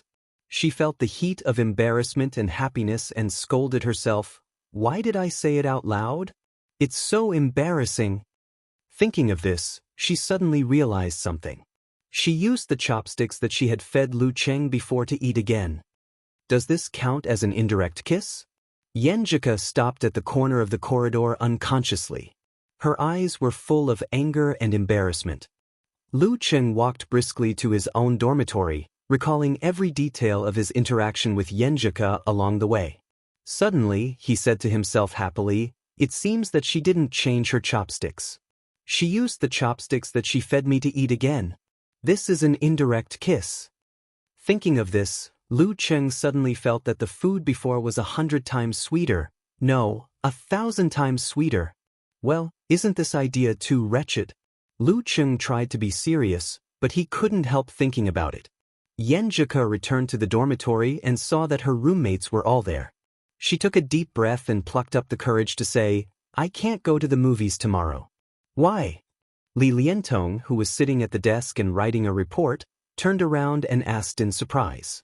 Yenjika hesitated for a moment and decided to tell the truth. "I have to go on a date with my boyfriend." Her voice became lower and lower. "The boyfriend?" Shi Xiangyang, who was lying on the bed playing with her phone, suddenly sat up and asked in surprise. Li Liantong and Zhong Yenru, who was playing games on the computer, also stood up at the same time. "You have a boyfriend? When did you have a boyfriend?" Yenjika was embarrassed by their sparkling eyes. She forced herself to keep calm and said, Just on Valentine's Day. Our relationship wasn't very stable before, so I didn't mention it." Is it the boy who stopped at the door of our dormitory and confessed?" Zhong Yenru and Yenjika were in the same major. She was the one who accompanied Yenjika back that day.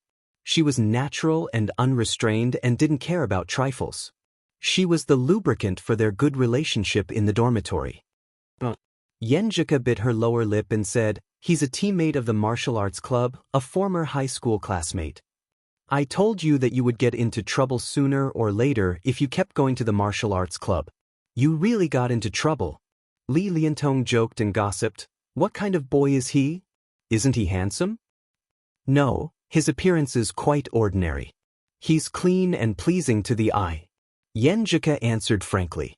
Li Liantong thought of something and suddenly laughed. "I have something to say, but I don't know if I should say it." "If it's too dirty, then don't say it." Yenjika answered without hesitation. Only 2 of her dormitory mates were from the School of Business and Economics. The other 2 were from the School of Clinical Medicine. Although Li Liantong had never had a boyfriend before, she was both dirty and dirty. She could often come up with shocking words. However, in front of outsiders, she was dignified and pure. Li Liantong laughed and said, since his appearance is ordinary, then he must have a lot of inner qualities. She emphasized the word inner qualities, which would create ambiguity when people heard it. But, hello Dirty Tong, goodbye Dirty Tong. Yenjika laughed and scolded. Shi Xiangyang said with grief and indignation, such a cute and beautiful girl like Ku was abducted just like that. I can't accept it. A lot of boys in our major are probably crying. Last time when Ku sent me textbooks, they were simply shocked. From time to time, they would ask me about the situation. Her sexual orientation was normal, but she loved beautiful things the most, including beautiful girls. Her catchphrase was white, fragrant, and soft girls. Who didn't like girls? The boys in our college will probably be devastated. The goodies have flowed into the fields of outsiders. Zhong Yenru also joked and then asked curiously, Ku, what kind of boy is he? Yenjika thought seriously and suddenly laughed. He's a silly guy, very silly. But he's considerate, gentle, and occasionally humorous. He's more attentive and attentive. As she spoke, she thought of the fresh cream cake that Lu Qing gave her. She thought of Lu Cheng's possible appearance when he was checking the spot and his foolishness when he deliberately hid it. While she was recalling, she suddenly saw Li Liantong hand a mirror to her. She laughed and said, Ku, you look like a typical girl in love now. Women in love will become beautiful indeed. Yenjika looked at her in shock. She saw herself in the mirror unconsciously smiling. Her cheeks were slightly red, and her eyes were like stars. Gentleness was exposed and sweetness was hidden. She seemed shy and happy at the same time. She was so beautiful that even she was a little surprised. Is this how I look now? It's only been 10 days since Qing confessed. It's only been 10 days since I tried to accept. Chapter 141. While Yenjika was staring at herself in the mirror in a daze, Shi Xiangyang leaned on the edge of the bed and supported her chin with one hand. She praised and teased, now I finally understand what glowing means. Li Liantong laughed and said, Ku, wait until you've been showered with love for a while, then you'll understand what it means to be a beauty. Yenjika suddenly woke up and blurted out, although I'm embarrassed by your compliment, I'll still accept it. But you have to explain why you used such a strange word like showering. Is it strange? Li Liantong laughed and said, you need to learn about it. Maybe it'll come in handy soon. Yenjika blushed and immediately changed the topic. Dirty Tong, look at you. You look so pure and pretty. Why are you so dirty? Yenjika looked at Dirty Tong and said, Dirty Tong, why are you so dirty? This is called storing up theoretical knowledge. Li Liantong's expression didn't change. Yenjika continued, of the two boys who chased after you, which one did you like? None of them. Li Liantong suddenly realized something. Ku, don't try to drag me into this matter. You have to bring your boyfriend out and let us see who has captured your heart. We have to bring him out for a walk. That's right. As your boyfriend, he didn't even treat us to a meal. That's so incompetent. I don't know how he managed to chase after you. Zhong Yenru also joined in. She was a little chubby, but not ugly.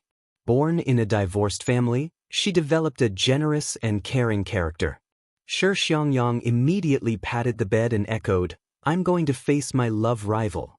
I want to see how he managed to kidnap our fair, fragrant, and soft Ku. She was a tall girl with wheat-colored skin. When she was not wearing glasses, she would look rather muddle-headed. However, once she put on glasses, held a scalpel, and faced a little white mouse and a little white rabbit, she looked a little like a cold killer described by Li Liantong. Yenjika couldn't handle their teasing and had to surrender. I'll bring him to meet you and treat you to a meal when I have time. Lu Qing took out the key with his left hand and opened the door of his own dormitory. The living room was empty, but there was a lingering smell of alcohol. We're having a weekend meal together and playing online games? He guessed the whole story and walked slowly to his little dormitory. Suddenly, he heard the sound of the doorknob turning quickly. His heart skipped a beat, and he immediately took a few steps back.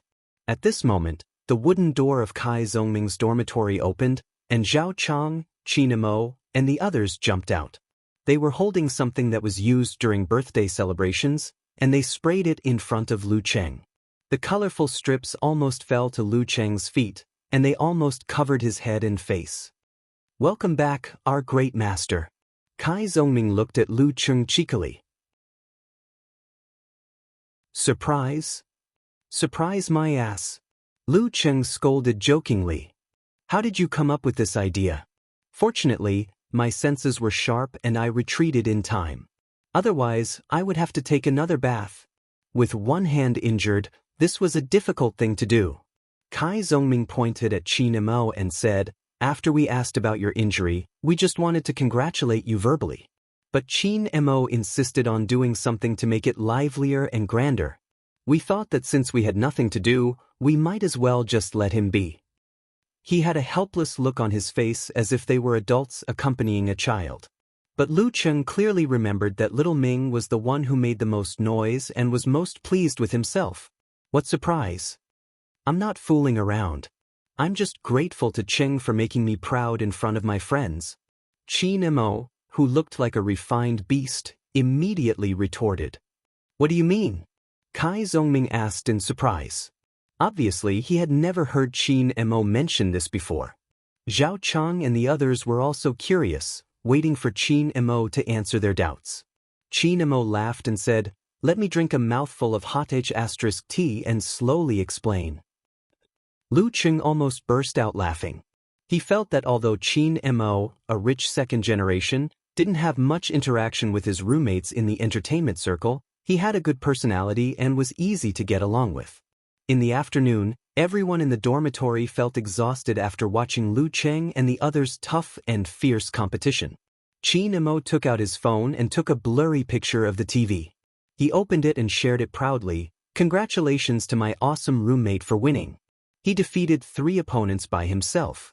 After everyone had played a few games online, he picked up his phone again to see if there were any replies. He saw that many people liked his post and many people asked what the competition was. After replying to group stage of preliminaries, he found that a friend who often competed with him also replied, "What kind of awesome fighters can you college students have?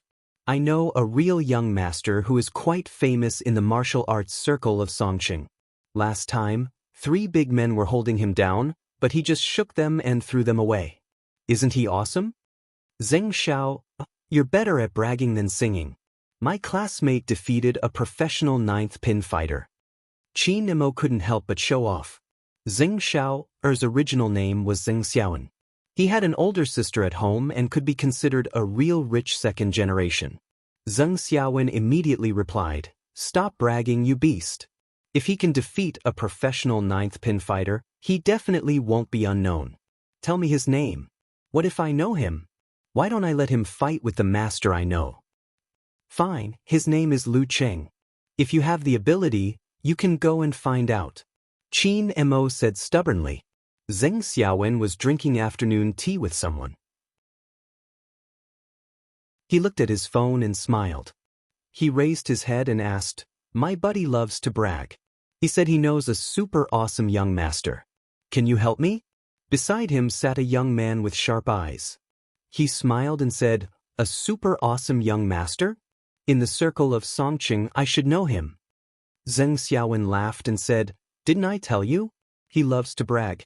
What if he pulls an amateur fighter out of nowhere? You definitely won't know him. Tell me, what's his name? Maybe we can learn from each other."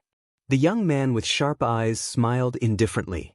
Zheng Xiaowen took a sip of tea and said, "Lu Cheng? I've never heard of him." The young man with sharp eyes was stunned. After a while, he asked, "Lu Cheng from Songqing University?" Yes. "My buddy is from Songqing University. He said he's his classmate."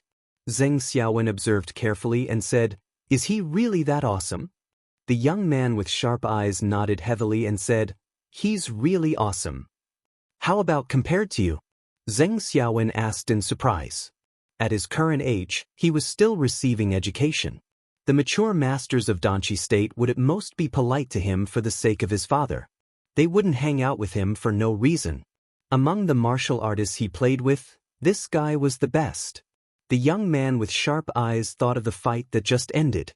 He thought of the gesture that made everyone shut up and the fact that Lu Cheng had only been practicing martial arts for half a year. Although he didn't want to admit it, he still nodded with difficulty and answered, "He's better than me, better than you." Zheng Xiaowen gasped. He didn't dare to answer Qin Mo's questions anymore. He didn't dare to mention anything about learning from each other. Haha, I feel so good when I think of Zheng Xiao's face. Cheng, you're awesome. You're famous in the martial arts circle of Songqing. Qin Mo laughed heartily. Before Lu Cheng could say anything, Qiu Zhigao asked in confusion, "How did you know the situation on the other side? You even know the details of their conversation." Qin Mo laughed and said, "It's not just the two of us having afternoon tea. Most of Zheng Xiao's friends are also my friends. I sold him out so quickly." Although he didn't want to admit it, Lu Cheng felt a little happy. He thought for a while and said, "What's the name of the young martial artist that Zheng Xiao knows? Maybe I know him too." Pan Qingyun. Qin Mo answered honestly. Lu Cheng frowned and shook his head. "It sounds familiar, but I don't think I know him." His roommates didn't bother with this question. Kai Zhongming laughed and said, "Ching, they said it's time to give you a new nickname. Iron Lung, 4 lungs, 8 lungs. I think those are too tacky, so I suggested Perpetual Motion Machine." Lu Cheng was stunned. He thought for a while and said, "Perpetual Motion Machine. It's okay, but it's a little weird." "What's weird?" "A perpetual motion machine with unlimited stamina." As Kai Zhongming explained, he smirked and gestured a pile-driving exercise. "Never stop exercising. F***ck off. You perverted guy, I don't know you." Lu Cheng scolded jokingly. While they were talking and laughing, the door suddenly opened. Tang Wen came in from outside. "Tang Wen, didn't you go to the calculus exam?" Qin Mo asked in surprise. Tang Wen said absent-mindedly, "I finished the exam. It was all the knowledge points that Professor Zhang taught me that afternoon. He didn't accept any gifts. Professor Zhang is a model teacher." Zhao Chang sighed. "He doesn't take a grade card." Tang Wen suddenly showed an expression worse than crying. "But I still don't know how to do it." Lu Cheng and the others were stunned. They looked at each other and didn't know what to say or how to comfort him. Back in the small dormitory, he put his phone in place and typed quickly on the keyboard with his left hand. He shared with Yenjika the fact that he was in the limelight even though he wasn't there. Yenjika sent an emoji covering its mouth and laughing. "That's awesome. Cheng, you're now a person who can use your name." After chatting for a while, she mentioned the request of her roommates. "Those little bitches want you to treat them to a meal. They want to see if you have 3 heads and 6 arms. I'm sorry to disappoint them. I'm a one-armed hero." Lu Cheng was very happy that Yenjika was willing to tell her roommates about their relationship. "Coach Yen, you decide when to treat them to a meal." Then Monday at noon, Yenjika sent a pitiful emoji with her eyes wide open. "You don't know how badly they teased me." Lu Cheng quickly comforted her and listened to her complaining. When she went to do her homework, he opened the web page to see the praise on the forum. As soon as he opened it, he was stunned because all the posts on the homepage were cursing him. "Trash who uses dirty tricks, disgusting person who doesn't have the demeanor of a martial artist, villain who gets his way, immoral, arrogant people don't have a good ending." Did the forum explode? Lu Cheng was no stranger to this. He was a little angry, a little annoyed, and a little worried about his fans. But he soon calmed down and closed the webpage rationally. If he cursed with this group of people, not only would it ruin his mood, but it would also be a waste of time. Anyway, they were just venting for a while and it would be over soon. At that time, he could help to push up the top posts. The best way to slap their faces was to become stronger and defeat more and more masters. Then they could only look up to him.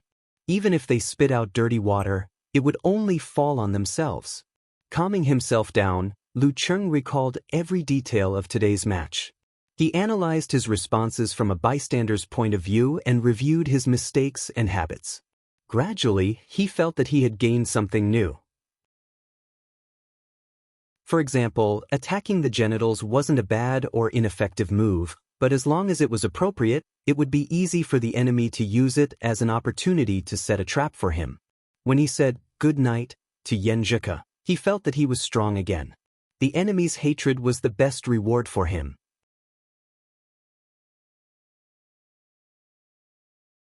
Chapter 142. The sky was still dark and the street lights were still shining. Lu Cheng woke up early as usual, 10 minutes earlier than usual. After trying to take off his clothes to sleep last night, he found that it would be very difficult and time-consuming to put on his clothes when his right arm was injured. After a while, he finally got everything ready. After washing up, he sent a message to Yenjika, who was sleeping soundly, complaining about the hardships of being a disabled person. Then, with a relaxed mood, he took a deep breath of fresh air that nourished his lungs and enjoyed the silence when everyone else was asleep and he was the only one awake. He jogged slowly to the lakeside, persisting in his daily training that had become a habit. When he arrived at the usual place, he saw his master waiting for him. He hurriedly greeted him respectfully. Geezer sure nodded slightly. "But you didn't leave the line of fire with a minor injury. You know how to persist. You have to remember this perseverance. It's the foundation of how far you can go on the road of martial arts." "Yes, master," Lu Cheng answered seriously. At the same time, he complained secretly in his heart, "I'm not used to master suddenly speaking so politely." Geezer sure didn't say more. He reminded him, for 5 days, you can only practice the still stance and the moving stance routine that doesn't involve the arm. Otherwise, your injury will worsen. Lu Cheng nodded and asked curiously, "Master, does Lin Kei really have to rest for a week and can't practice anything?" "Of course. Do you think I've eaten all these years for nothing? How could I be wrong about such a small injury?" Geezer sure said unhappily. "But it's good for him." "Good?" Lu Cheng was confused. Geezer sure laughed. "Lin Kei's character is too stubborn and introverted. He doesn't know how to relax and his whole body is too tense. Even if he understands the meaning of withdraw, he doesn't have the state of mind to grasp and complete it. Now that he's injured and has to leave martial arts for a week, he can passively relax and experience life without daily training. Although he won't be used to it at first and will feel empty and irritated, after a few days, he should be able to understand the meaning of still. Being able to release and withdraw is the Danchi realm. Master has a good grasp of Lin Kei's problem." Lu Cheng sighed quietly. For the members of the martial arts club, it was a lifetime of luck to meet such a good coach in the last years of their lives, the most critical time for martial arts improvement. To him, that was the luckiest of the luckiest. With a grateful attitude, he devoutly devoted himself to practicing martial arts. He first practiced the yin-yang stance, condensation stance, and other basic still stances a few times to review the old and learn the new. Then he gathered his strength and slowly practiced one move after another, tempering every part of his body except his injured arm. At the end of the practice, he closed his eyes and visualized a sound picture of thunderclouds in his mind. His abdomen wriggled and pulled his throat, making waves of low thunder sounds. They worked together with the continuous tightening and explosion of muscles to create rhythmic vibrations. Bit by bit, they tempered the bones and indirectly affected the changes of the bone marrow inside, creating more vital blood to flow through the 5 viscera and 6 bowels. They complemented each other with the vibration of the thunder sounds to improve the strength and ability of each organ. After experiencing the thunder roar Zen passively in the battle with Wei Xingtian, he had completely mastered the still stance visualization and training routines of this martial arts. He was like a fish in water when he practiced. As for the actual combat method of external vibration, he needed to recover from his injured arm and spend some time to explore and try before he could master it. But no matter what, at least he had found the direction and opened the door. The 5 viscera, 6 bowels, and various organs were all precious treasures of the human body. They were delicate and fragile. Lu Cheng controlled the time of his cultivation so as not to overdo it. In less than 20 minutes, he stopped and opened his eyes. "Not bad, there's a bit of charm. You can practice by yourself for the next half an hour. I'm going to enjoy my breakfast." Geezer sure nodded and leisurely turned to leave. Lu Cheng thought for a while and began to jog around the lake for endurance training. After such a torturous battle with the fearless squad, he deeply realized the importance of physical strength and consciously wanted to improve it. Lu Cheng considered this point very clearly. Don't be fooled by the fact that his physical strength was abnormal and he couldn't see the limit. This was all provided by the Jin Dan. If one day he lost it, wouldn't he be beaten back to his original state? After all, he couldn't rely on external forces for a long time. Only things that were thoroughly internalized could truly belong to him. Using the Jin Dan to improve himself was the fundamental path. He couldn't put the cart before the horse. After running for 10 minutes, Lu Cheng suddenly saw a familiar face. Li Mao was standing on the stone by the lake, looking at the weak ripples on the surface of the lake. Could it be that he was so nervous and guilty that he wanted to commit suicide by jumping into the lake? Lu Cheng was shocked. He took a few big strides forward. When he was close, he shouted, "Senior Li Mao?" Li Mao turned his head. There was no sign of self-blame on his square face. He said in surprise, "Cheng, why are you here?" Lu Cheng observed for a moment and confirmed that he was overthinking. So he smiled and said, "I train around here every morning. Senior Li Mao, this is your first time here. I should be the one asking you this, right?" Li Mao showed an expression of sudden realization. He whispered to himself, "Sure enough, no one's success comes without a reason." As he spoke, he jumped off Shijing and smiled bitterly. "When I think about how I'm going to be part of the main force next Saturday, I'm a little nervous. Last night, I tossed and turned and couldn't sleep well. I woke up early in the morning, thinking of coming to the lakeside to get some fresh air and calm down." He glanced at Lu Cheng and asked curiously, "Don't you feel nervous when you're in the arena?" "Nervous? How can I not be nervous?" Lu Cheng laughed and said, "But my first challenge tournament was in Yenling, a foreign place. No one knew me at all. I wouldn't lose face. When I thought about it, I wasn't so nervous. When I won the first round by planning beforehand, I felt more confident and gradually got used to the atmosphere of the challenge tournament. I could control myself and only feel a moderate amount of nervousness. As for when I meet a stronger opponent, such as Wei Shengtian, I always tell myself one thing." Li Mao listened with great interest and blurted out, "What is it?" "I tell myself, what's there to be nervous about? You should feel lucky to meet such a strong opponent in the arena and not in the life and death arena." Lu Cheng said concisely with a lot of emotion. Because the case of the 9th pin of the dark sect involved other matters and Zhang Mingle had absconded, the police were still in the process of follow-up investigation. According to a later call from Director Xing, the earliest time he would be required to testify in court would be in May. It might even be delayed until the summer holidays. And to avoid suspicion, he didn't visit Wang Su in the hospital until the end of the winter holidays. Li Mao was stunned. He felt that Lu Cheng's plain words had a deeper meaning. After a long time, he took a breath and said, "I always feel that you are more mature than me. Sai, this nervousness of mine is an old problem. I can't change it. I don't know why." "You don't know why?" Lu Cheng teased. "I thought you would tell me a sad story about how you were slapped in the palm by your teacher when you were young. That's why it left a psychological scar. Just like every time Detective Conan solved a case, the murderer would always tell a sad story that made the listeners cry." Li Mao couldn't help but laugh. "I thought about it seriously. It's not an external reason. It's just my nervousness. I thought I had overcome a lot this time. I didn't expect that when it came to the end, it didn't change much." Lu Cheng thought for a while and said, "Senior brother Li, don't worry too much about this. I think that this kind of old problem can't be cured in a short time. It can only be changed slowly, bit by bit, through the challenge tournament again and again.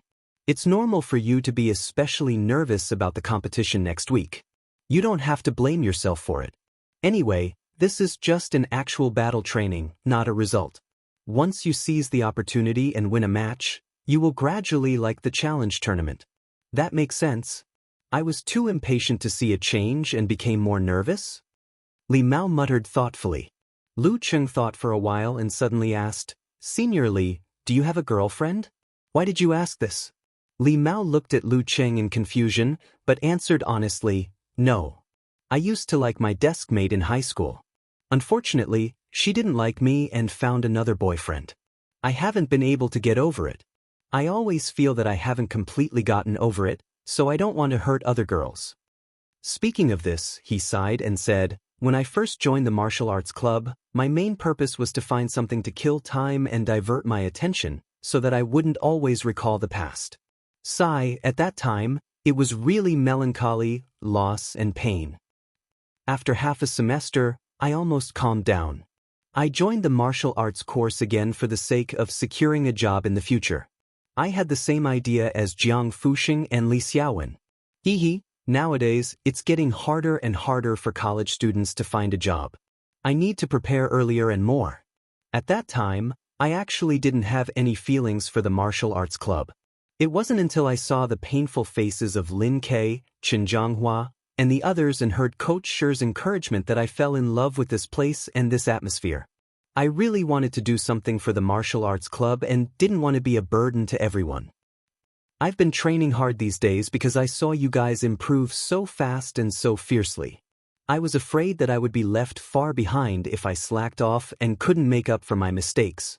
Listening to Li Mao's sentiments, Lu Qing couldn't help but sigh. Senior Li Mao was usually a more active and cheerful member of the special training team. Who knew that he had so many things on his mind? After saying this, Li Mao seemed to relax a lot.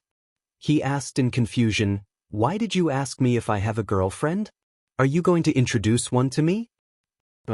Lu Qing chuckled. "I just want to say that Senior Sun Jian is not afraid of failure or losing face when he has a girlfriend. You're a single dog who doesn't even have a girlfriend. Who cares if you lose face? Why are you so nervous?" Li Mao didn't know whether to laugh or cry. He clenched his left fist and shook it gently. "Senior Li Mao, come on." Without waiting for Li Mao's response, he turned around and continued his endurance training. Li Mao was in a daze for a long time. Finally, he clenched his fist and said to himself, "Come on." The special training on Sunday morning passed quickly. Lu Cheng and Yan Zhike went back to the dormitory after lunch. They took the time to take a nap and recharge. When they were about to leave, he stood in the bathroom and carefully cleaned himself up. He was full of expectation for the next date. Although he felt very satisfied just practicing martial arts with Yan Zhike, holding hands, watching movies, and sharing food with her, people were always greedy. Moreover, Yan Zhike said that she needed time to adapt when she accepted his confession, which made him a little nervous. He always hoped that there would be continuous progress and he always wanted to be more certain. "I don't know if I can finish my first kiss today." Lu Qing was in a daze. He touched the chewing gum in his pocket and the first gift for Yan Zhike. "P.S. Today I'm going back home after a rush. Let me make a copy. Otherwise, I'll be in a bit of a rush every time." Chapter 143. Because he didn't have the time or opportunity to leave school, Lu Cheng bought the gift through the official flagship store online. When he received the package in time, he thanked the online shopping and express delivery. He thanked them for making the world so king convenient. "Well, I can't appear too eager and have too much hope, so as not to scare Yan Zhike. If there's a chance, I'll give it a try. If there's no chance, I'll wait for the next time." Looking at himself in the mirror, Lu Cheng silently encouraged himself. Then he took out a piece of chewing gum, unwrapped it, stuffed it into his mouth, and seriously stirred it. Although he might not have a chance, and although he didn't have bad breath, it's always better to be prepared. It's always good to leave a perfect impression on the girl during the first kiss. Chewing the gum, Lu Cheng walked out of his own dormitory, walked along the pedestrian street, and arrived outside Building 3 where Yan Zhike lived. He sent a message to her, telling her that she could come out now. Taking advantage of this opportunity, he found a trash can and spit out the gum, so as not to reveal his wild ambition and make the girl vigilant and resistant. Yan Zhike was always punctual. Lu Cheng didn't have to wait long before he saw her coming out with martial arts training-related items in her hands. Because the weather was getting warmer, the girl wore a thin white sweater, a short orange coat, a black pleated skirt, a pair of matching leggings, and a pair of small boots. She was different from her usual student style, but she didn't look mature, still full of youth. Moreover, she seemed to have applied something lightly on her face, which made her fair skin more rosy, delicate, and charming. Her eyes were bright and spirited, like stars. Lu Cheng, who was starting to get used to her beauty, was stunned again. For a moment he stared at her blankly and forgot to greet her. He also ignored the chubby girl beside Yenjika. Zhong Yenru couldn't help but laugh. She moved closer to Yenjika's ear and said in a low voice, "You're really silly. But looking at you now, which boy wouldn't be silly?" Yenjika turned her head and smiled. She seemed to be quite satisfied with Lu Cheng's reaction, but she said, "Look at his silly look. If I had known, I wouldn't have let you come down with me." Lu Cheng, who had been following the girl with his eyes, was awakened by her movement. He hurriedly took a deep breath and walked up to her. He said a little shyly, "I was too engrossed just now," he was about to add, "You look especially beautiful today," when he suddenly noticed that there was a girl beside Yenjika. He was afraid that the shy girl wouldn't be able to accept it, so he stopped abruptly.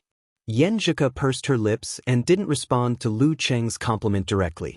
With a smile, she introduced, "This is my roommate, Zhong Yenru. She's a really nice girl, just a little noisy." She turned her head and said to Zhong Yenru, "He is Lu Cheng. You saw his silly look just now." These words made Lu Cheng's face turn slightly red, and Zhong Yenru couldn't help but cover her mouth and laugh softly.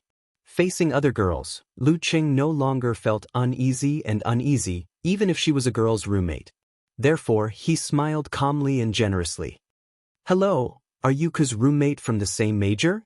You know." Zhong Yenru looked at Yenjika in surprise. Yenjika shook her head innocently, indicating that she didn't say that before.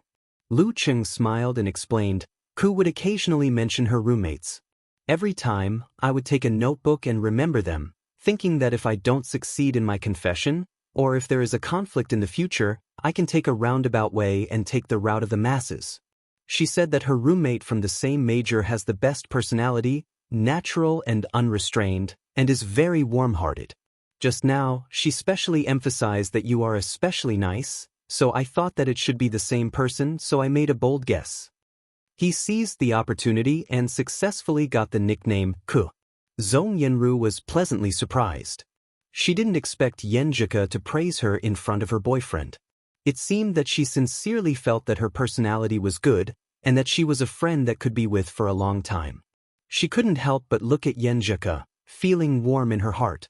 Who doesn't like to hear good words, especially such sincere words behind one's back? Yenjika didn't expect Lu Cheng to not only respond appropriately, but also help her to make a good impression on Zhong Yenru. For a moment, she felt pleased and proud, and her heart was filled with sweetness. She snorted and said proudly, "If there is a conflict in the future? Now you're thinking about how to bully me in the future? Damn, why is the focus of a girl's attention different from mine?" Lu Cheng was a little dumbfounded, but he quickly recovered and said with a smile, "I'm just afraid that I will make a mistake, right?" "Humph, what kind of mistake are you planning to make?" Yenjika said coquettishly. Lu Cheng suddenly had a feeling that he should never argue with a girl. He held back his laughter and said, "For example, trying to be brave and getting hurt or something like that?" At this point, he quickly changed the topic and looked at Zhong Yenru, saying, "Since you are the roommate from the same major, then I have to thank you for helping Ku block the harassment on Valentine's Day. Otherwise, I could only cry and faint in the corner." Although the incident on Valentine's Day still left a deep impression in his mind, it felt as if it had been a long time. When he was with Yenjika, he always felt that time flew by and that they would be separated in the blink of an eye. But when he thought about what happened 10 days ago, it felt as if a century had passed, as if he and Yenjika had been dating for a century. This was really a strange feeling. Seeing the boy in front of her calm, confident, and humorous, Zhong Yenru nodded secretly and gave him high marks. She felt that he was a good match for Yenjika, so she made a gesture of shivering and said with a smile, "Don't thank me, your conversation just now was so corny. I'd better go back to the dormitory and focus on memorizing my foreign words." After saying that, she waved her hand and turned to walk back to the dormitory. When she was about to reach the entrance of the unit, she looked back and saw Lu Cheng holding Yenjika's right hand, whispering and laughing as they left together.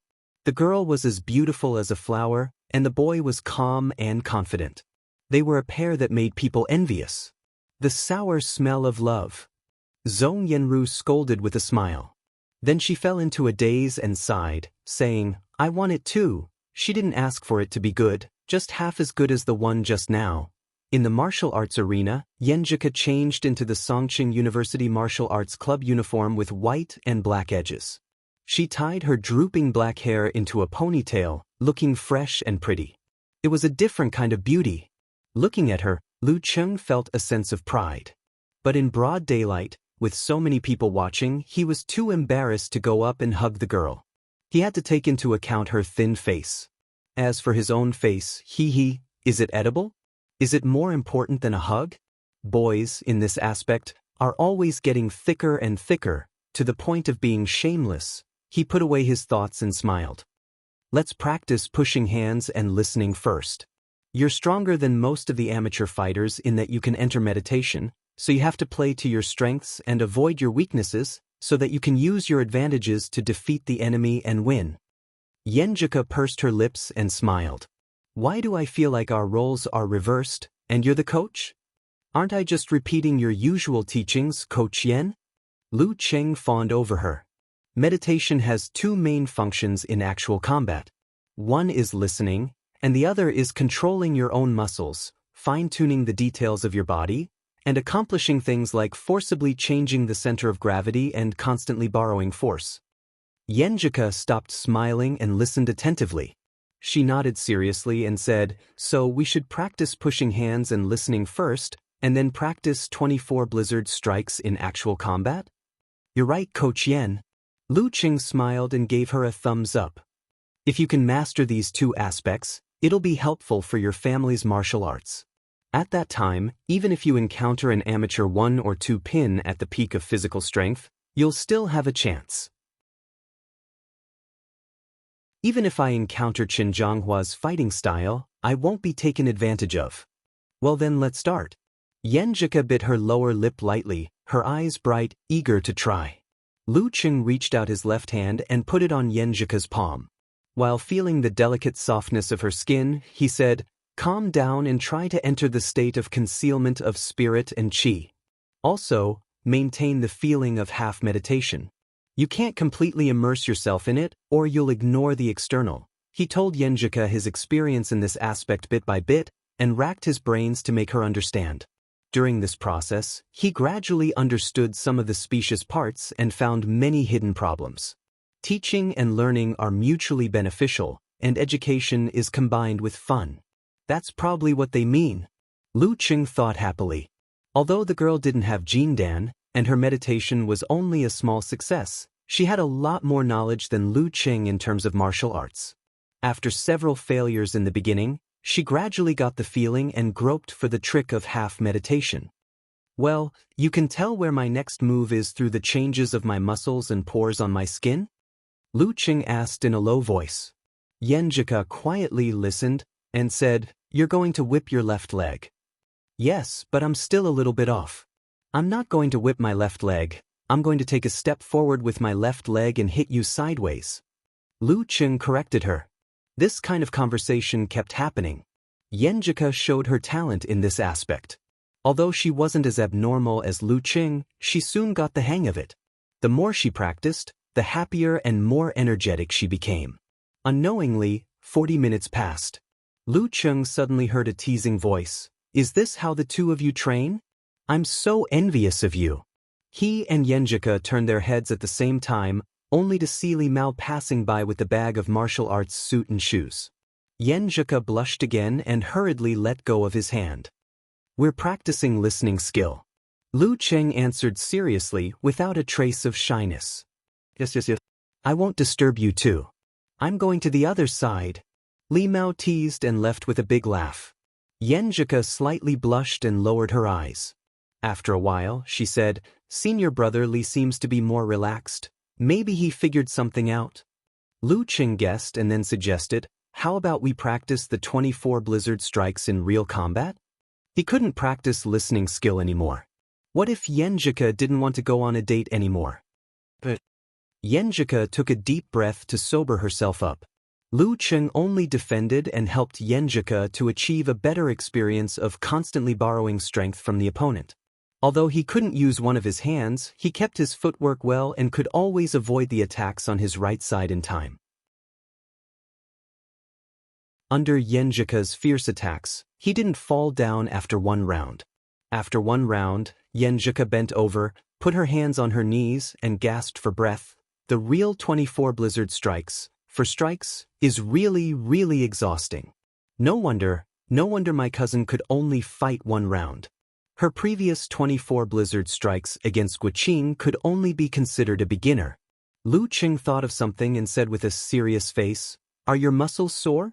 Do you want me to give you a massage to help you relax?" Yenjika rolled her eyes at him and hummed, "Let's talk about it after you master the technique of massage." Lu Cheng silently remembered and decided to learn how to massage next. After resting for a while, they took a shower and changed their clothes. Instead of going back to the dormitory, they went directly to the school bus station. Of course, Lu Cheng was the one carrying all the things, while Yenjika seemed to have lightly applied something. Her skin was white and rosy, and her lips were pink and moist, which made Lu Cheng feel restless. According to his plan, he would surprise Yenjika with the gift while watching a movie in a dark environment and seize the opportunity to kiss her when she was touched.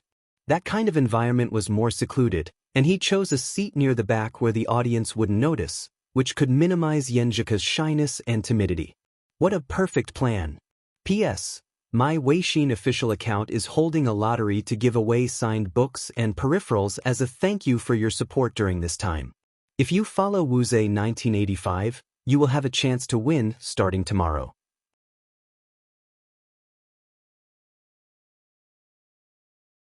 Chapter 144. In the cinema with the lights off, Lu Cheng couldn't calm down. He couldn't help but look at Yenjika beside him, waiting for the amazing wizard to enter a relatively ordinary stage so that he could give her the gift and kiss her without disturbing her mood. So far, everything had gone according to his expectations. The 2 rows behind him and the seats around him were almost empty, so he didn't have to worry about being stared at and making her feel shy and awkward. The movie was also very good, and the little details were very warm and funny, making her laugh in a low voice from time to time, full of happiness. The environment was dark and private, suitable for fermenting intimate feelings. In other words, everything was ready, except for the east wind. Thinking of this, Lu Cheng's mouth was a little dry. He pursed his lips and reached out to touch the gift in his pocket. It was a colorful gold bracelet. He had combined various suggestions from the internet and chosen the ones that he thought were reasonable. Now he had his own opinion on the first gift between lovers. Regardless of the type of gift that the other party lacked or liked, the first time one gave a gift to a lover was definitely when both parties had just started dating, or even when they hadn't officially started dating. They were far from knowing each other well enough, and their tastes and preferences had yet to be fully exposed. In this case, the first gift must be one that could evoke good memories of each other. It was suitable for couples who had known each other for a long time. Looking at it could remind them of the warmth of the past. This could reflect the intention of the gift giver and the memories of the relationship. However, Lu Cheng thought that he had only known Yenjika for half a year and had only dated her for 10 days. Giving such a gift was still lacking in depth and atmosphere. He planned to look for his little notebook on the anniversary of their relationship and edit some words and scenes to make a corresponding gift. Eliminating the first choice, when a guy still couldn't grasp the details of a girl's aesthetic standards, he should never ask for something fresh, unique, and original. In that case, with a man's poor aesthetic standards, it was very likely that he wouldn't be able to get his girlfriend's point. She would be moved by the gift but unable to complain at the same time. When she went back, she would hide it in a corner and only keep it as a souvenir. Therefore, at this time, it was not wrong to follow the rules. The classic was not necessarily bad, but at least it would not make the surprise turn into a shock. The value of the gift should not be too cheap, and it should be the best within the limits of one's ability. The kind that was cheap and unique could wait for future opportunities. The first time always had a special meaning. After careful consideration, Lu Cheng decided to give up the idea for the time being. He decided to buy a bracelet together in the future. Instead, he chose a bracelet that could be adjusted to fit the size of the bracelet. When it came to the specific purchase, he thought that gold was too vulgar and not suitable for young people. He couldn't afford platinum and diamonds, so he finally settled on the more fashionable colored gold. With rose pink as the base, 6 small hearts were strung together. One was golden, and the other was silver. It was quite beautiful and was worth nearly 1,000 yuan. Of course, whether it was beautiful or not was just a conclusion that Lu Cheng came to based on the opinions of the girls in the evaluation and his own feelings. But Yenjika was not a girl after all. She had her own aesthetic standards. Whether she would think it was beautiful or not was still unknown. He could only say that such a bracelet would not be too ugly for her. After touching the bracelet, Lu Cheng looked at Yenjika beside him restlessly. He saw that under the dim light of the big screen, the girl had a faint sense of beauty. Her outline was extremely delicate. Looking at Yenjika's smile, Lu Cheng quietly took a breath and leaned over. His left hand slowly stretched out of his pocket. At this moment, Yenjika suddenly moved closer. She was afraid to disturb others and whispered with a smile, "It's so funny. That owl just now was so silly and cute." Lu Cheng was startled and put his left hand back. Seeing that the girl was staring at the screen with bright eyes and focusing on the plot, he felt a strong sense of guilt for interrupting her. "Let's wait a little longer. When the plot is not so interesting." He made up his mind and leaned his head to Yenjika, whispering in her ear, "Yeah, that owl was so silly and happy." Being close to her, Lu Cheng smelled the light and sweet fragrance of the girl and felt her hair brushing his face due to his breath. He was instantly intoxicated and enjoyed this closeness. They talked about the plot intermittently and in a low voice for a while. His nose was full of the girl's beautiful smell. He could not help but feel restless and put his left hand into his pocket. "I'm so worried. Will he die?" Yenjika suddenly grabbed Lu Cheng's right hand and looked at the screen nervously without blinking. How could I interrupt her like this? Lu Cheng felt like crying but had no tears. He put the bracelet back. "Phew, that's good." After a while, Yenjika exhaled and looked at Lu Cheng.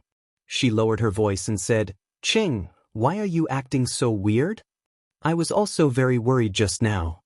Lu Cheng answered sadly. "Yeah, I'm super nervous." Yenjika agreed. Lu Cheng enjoyed the close communication between the two of them, looking for opportunities again and again. However, Yenjika had been watching the movie attentively and seriously for the whole time without a pee. "Next time, I'll choose a less interesting movie next time." Lu Cheng silently clenched his fist and regretted. He gave up the idea of kissing in disappointment and concentrated on the intimacy. Unknowingly, the movie ended and the ending song and thank you list began. Yenjika tried to sit up straight and wait for the lights to turn on. At this moment, Lu Cheng's right hand that was holding hers tightened slightly and pulled her back. Yenjika was afraid that if she sat up straight it would affect Lu Cheng's wound. She gave up and looked at Lu Cheng with a pair of slightly innocent eyes in confusion. Lu Cheng took a breath and said the lines that he had practiced over and over again. "Beauty, you dropped something." Yenjika looked confused. She was so cute that Lu Cheng almost forgot to take out the gift. At this moment, the lights turned on. Lu Cheng took out his left hand from his pocket and said with a smile, "You dropped a bracelet." While speaking, he let go of his right hand and held the girl's wrist. With the help of his left hand, he put on the bracelet with difficulty. Yenjika was stunned at first. When she saw it clearly, she suddenly raised her right hand and covered her mouth. Her eyes were shining like water. She was surprised and happy at the same time. When she saw Lu Cheng's clumsy movements because of the inconvenience of his right hand, her eyebrows curved and her smile was gentle and tender. "Very beautiful." She took back her hand and looked at it carefully. She lowered her eyebrows and smiled gently. Her face was full of surprise and blush. Lu Cheng saw that the girl was really happy and became very happy himself. He smiled and said, "It's good that you like it." Yenjika smiled and blurted out, "Why do you want to give me a bracelet?" As soon as the words came out, she was annoyed. How could there be so many reasons for a gift between lovers? She didn't need to ask too much in case she lost the hazy beauty. What should I do? I was stupid just now, humph. It must be Ching who infected me. He must be the one who infected me. One is marked by one's company. Lu Cheng was stunned by the question and didn't know how to answer. Should he say that he just thought it was more beautiful and more suitable? After thinking for a while, he had an idea and said with a cheeky smile, "When I'm not with you, this bracelet will hold your hand for me." Yen Zhika rolled her eyes at him and held his hand. She looked to the side and said, "Let's go and eat. I'm so hungry." Seeing that the audience in the cinema was leaving, Lu Cheng had to give up the idea of kissing her completely. He took the girl and went to the stone fish shop nearby. This shop was very special. The fish was first cut into thin slices and the bones and non-essential parts were boiled with pickled cabbage and other seasonings. Then a wooden barrel was served to the customer. The barrel was lined with specially selected and cleaned stones and heated until they were boiling hot. Then the fish slices were put on the barrel and the fish soup was poured in. After a short wait, the fish was ready to eat. The fish meat was tender and fragrant, and the soup was sour and fresh, which was very appetizing. The special way of cooking made Yen Zhika very interested. When the fish was ready, she couldn't wait to taste the fish slices. After drinking the soup, she said to Lu Cheng proudly, "It's really good. The soup is very delicious. Hee, are you hungry? With your dexterous left hand, you can't pick up such thin fish slices. Beg me, I'll help you." Looking at the girl's proud face, Lu Cheng immediately put on a pitiful look. "Coach Yen, please do me a favor. I'm dying of hunger." Yen Zhika nodded proudly and gave him many slices of fish slices and a bowl full of soup. Then she started to satisfy her own appetite. After eating for a while, Lu Cheng raised his head and said, "I want to eat. The rice in soup must be very delicious." "I think so too." Yen Zhika was happy as if she had found a bosom friend. The two of them ate 3 small wooden buckets of rice before they were satisfied and slowed down their pace. They then began to talk about various things. "By the way, you still don't know Coach Shi's name, right?" Yen Zhika asked with a smile. She couldn't help but play with the bracelet with her right hand. She seemed to like it very much. No one knew whether it was because she really thought it was beautiful or because the person who gave it to her was the right person. Lu Cheng was very happy to see this, as if his efforts were rewarded. He shook his head and said, "I don't know.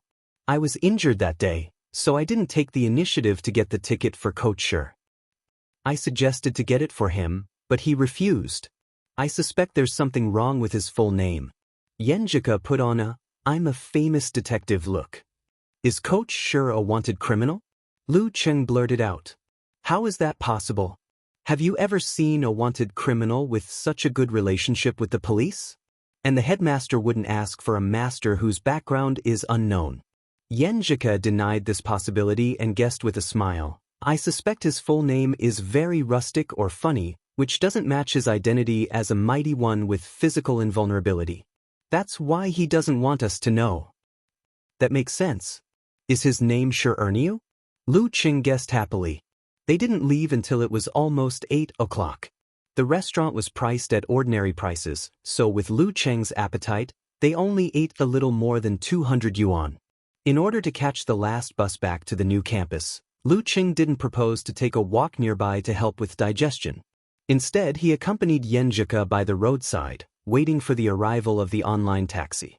At this time, he remembered that there was a flower shop dozens of meters away. After the gift, I need to give her a bunch of flowers to make it perfect.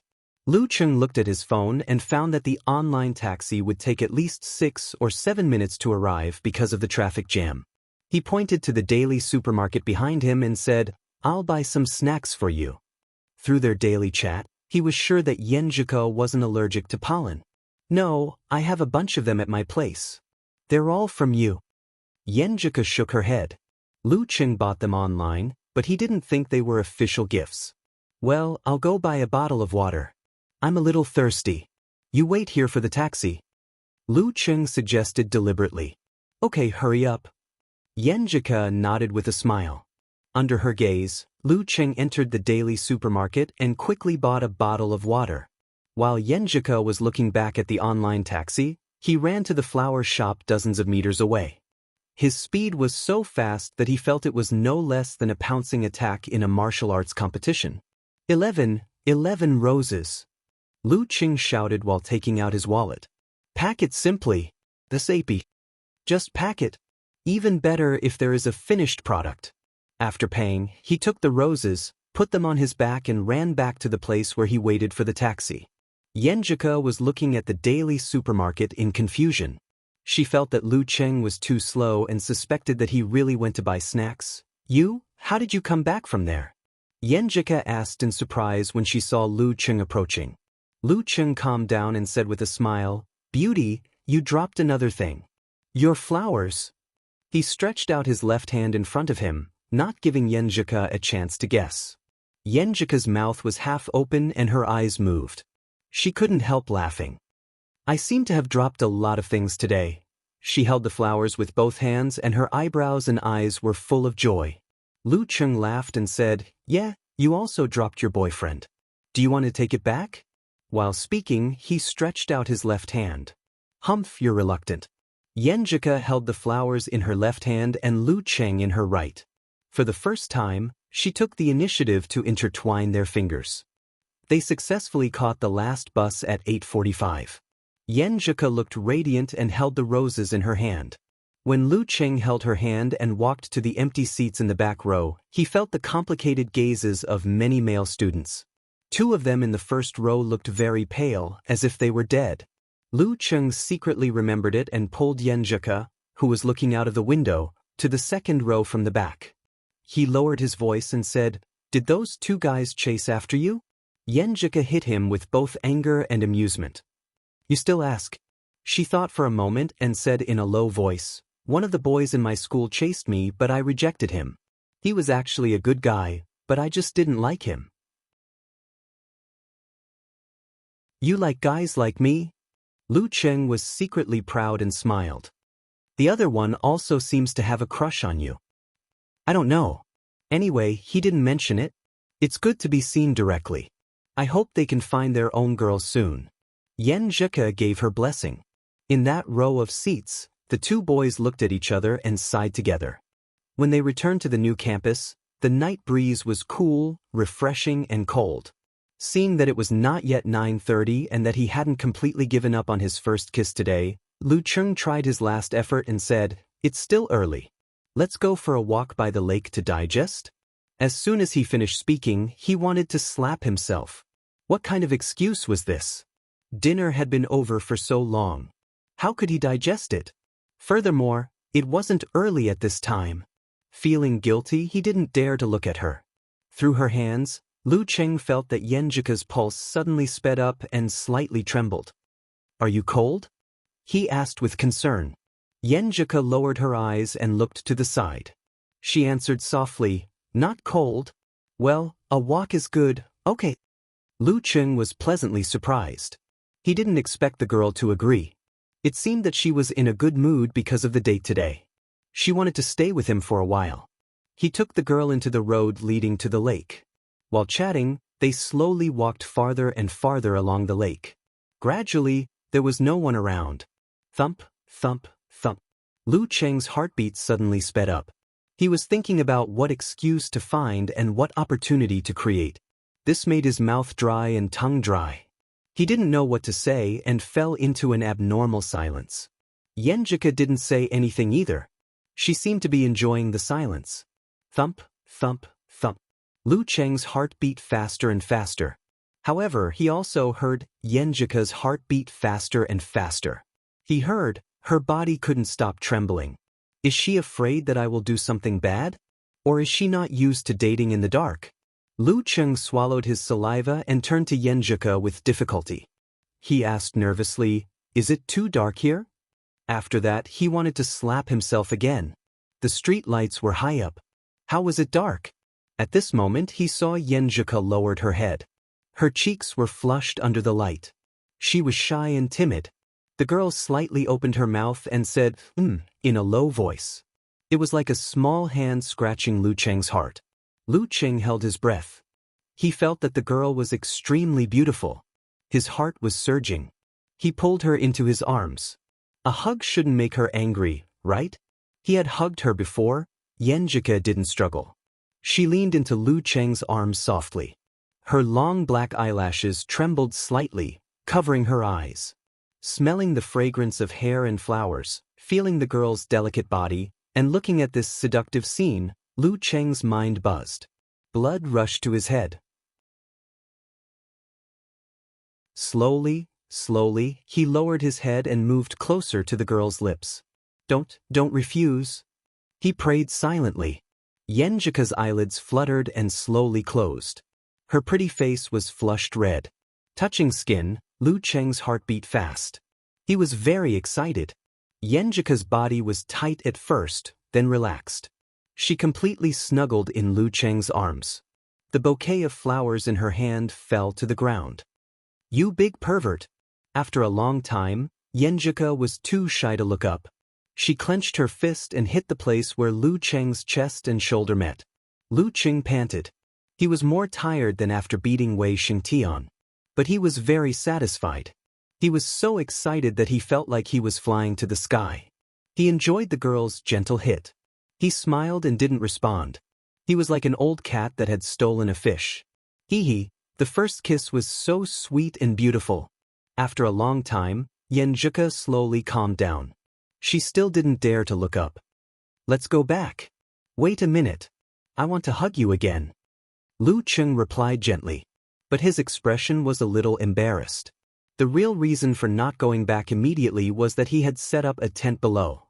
If he moved, it would be exposed immediately. The girl would definitely think that he was a big hooligan with impure thoughts. He thought in distress. He felt that he was wronged. He didn't think about anything just now. He was wholeheartedly thinking about tasting Yenjika's little mouth. He didn't have any dirty thoughts at all. Sigh, I'm in the stage of a young man full of vigor. Because of practicing martial arts, my chi and blood have reached a certain level. It's just a kiss and I've set up a tent for a long time. He bent down, sucked in his stomach, and arched his buttocks back. He didn't want the girl to notice the abnormality of his lower body. A sentence that he once saw flashed in his mind. You have to know how to cherish the age when you'll be hard for a long time just by kissing. In order not to arouse the girl's suspicion, he silently prayed to all the gods and Buddhas. With the help of the Jindan, he concealed his spirit and chi and visualized the scene of water turning into ice. But this was no longer lake water. It was boiling water. In Yenjika's dormitory, the three girls, Li Liantong, Zhong Yenru, and Shi Xiangyang, returned to their own dormitory after watching The Amazing Wizard in the school cinema and chatting about the plot. "Hey, Ke hasn't come back yet?" Shi Xiangyang asked in surprise. Li Liantong chuckled and said, "It's a date. Besides watching movies and eating, there must be other things to do. Yesterday, I specifically told Ku that boys like to suggest going to the lake to enjoy the scenery or to take a walk in the woods. When there's no one around and it's dark and windy at night, they can take advantage of her. I told her not to believe the nonsense of boys and let them take her to those places to kiss and touch her body." Yes.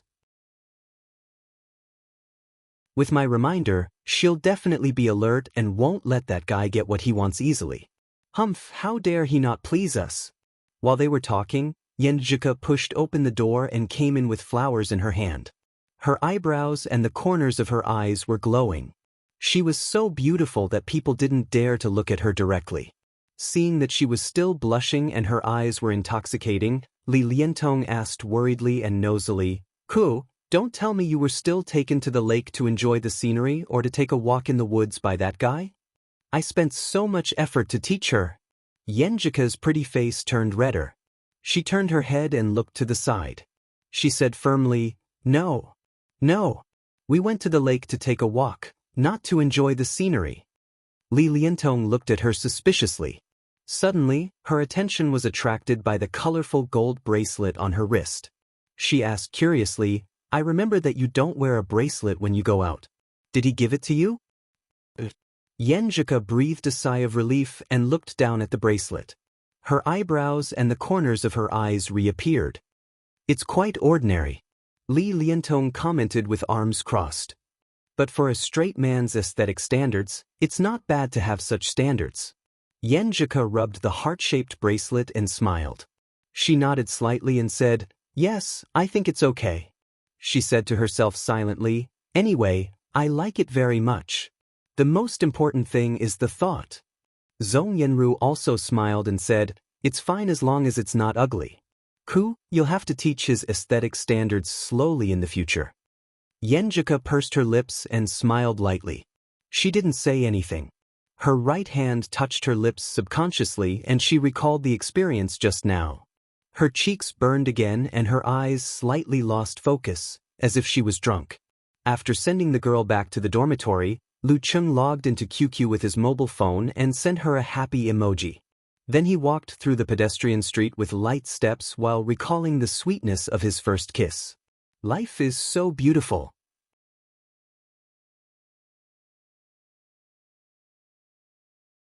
Chapter 145. After returning to the dormitory of the 7th building, Lu Cheng finally calmed down a little after the cold night wind. He was no longer so excited and intoxicated. When he woke up, he suddenly had a lot of worries. Would this progress be too fast for Yenjika? Would she be unable to accept it? Would she resist it psychologically? Would she think that he was too impatient and focused more on the physical than the emotional level? He had thought about these things before, so the plan of the first kiss was more of a test. When he really succeeded, he was a little worried about the gains and losses. He was afraid that he would ruin the girl's impression of him. But at that moment he really couldn't control himself. He wasn't facing another girl, but the girl he loved. She was shy and timid, ready to let him do whatever he wanted. If he couldn't control himself, he would be worse than a beast. Lu Cheng found a corner of the flower bed and sat down. Holding the phone, he thought about whether he should apologize to Yenjika or not. No, apologizing after kissing her is not a man's responsibility. It will make the girl think that I just want to take advantage of her.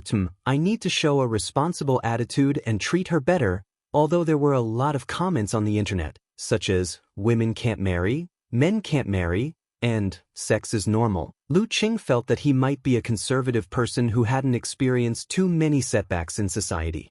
After holding her hand and kissing her lips, he would think of words like, forever, and so on. While he was thinking, his QQ beeped. Yenjika replied to him with a happy emoji and said, "I don't talk to you, big pervert." Seeing such a reply, Lu Cheng was not surprised but happy. He felt that the girl was more angry than angry. He was relieved and replied with a pitiful expression, "I couldn't control myself at the moment." At the moment? Yenjika sent an emoji of rolling its eyes at the sky. "Humph, I thought about it carefully. I think you have a premeditated plan. Tell me the truth. Did you have bad intentions when you asked me to take a walk by the lake?" How could she see through this? Lu Cheng blushed and felt very guilty. He was glad that the girl wasn't with him through the phone. He thought for a while and decided to be honest. He told the girl his thoughts and did not try to hide anything. "Yes, not only did I want to kiss you when we went to the lakeside, but I also wanted to kiss you in the movie theater. But I saw that you were too focused on the movie, so I didn't have the heart to disturb you. I couldn't find a chance. Maybe guys are more impulsive and impatient, so they always want to get closer to you. Also, when you accepted my confession, didn't you say that you still needed time to get used to it? That you weren't ready to have another person in your life, and that you weren't at the stage where you especially liked me?" "I'm not trying to pressure you. I'm just afraid that you'll leave me one day and tell me that I should return to my original position. That's why I'm always eager for more certainty and confirmation." He carefully typed the paragraph and changed a few of the words in order to more accurately describe his feelings. He still remembered Xiaoming's words. In the world of love, it was better to be honest than to hide, and it was better to communicate than to sulk. After sending the message, Yenjika remained silent for a while before replying with 2 words. "Idiot? Idiot?" Lu Cheng was a little confused by her words, but he soon realized what she was implying. "Idiot? If I wasn't used to it and wasn't prepared, would I let you kiss me without resistance? Idiot. Do I have to say that I really like you for you to understand? Idiot. Don't let your imagination run wild by yourself. Lu Cheng was surprised and happy at the same time. He felt that he had touched the girl's heart. He hurriedly replied, "Yes, I'm an idiot, a big idiot. I can clearly feel the changes between us, but I'm still worried and can't believe it. Humph, it's good that you understand." Yenjika sent an emoji of hitting the head and said, "I'll forgive you this time, big pervert. Don't kiss me casually in the future." I can't kiss you casually?" Lu Cheng snickered and regained his composure. He quickly typed, "Yes, yes, yes. I won't do it casually." After chatting for a while and confirming the time and place for tomorrow's meal, Yenjika hurriedly urged Lu Cheng to wash up when she saw that it was almost 10:30. She didn't want to delay his sleep and affect tomorrow's training. Lu Cheng returned to the dormitory while humming a little song. Kai Zongming jokingly scolded Lu Cheng, flushed with success and looking lascivious. When he was ready, he got into bed and picked up his phone to say goodnight to Yenjika. He saw that the girl had sent him 3 voice messages a few minutes ago. Lu Cheng opened them in confusion and put the phone to his ear, switching it to the receiver mode. "Phew, Cheng, be my trash can. Just listen and don't answer." Yenjika's soft and clear voice came from the phone. The environment around her seemed to be empty and quiet, mixed with the sound of the wind. "She's on the balcony." Lu Cheng made a positive judgment and continued to listen.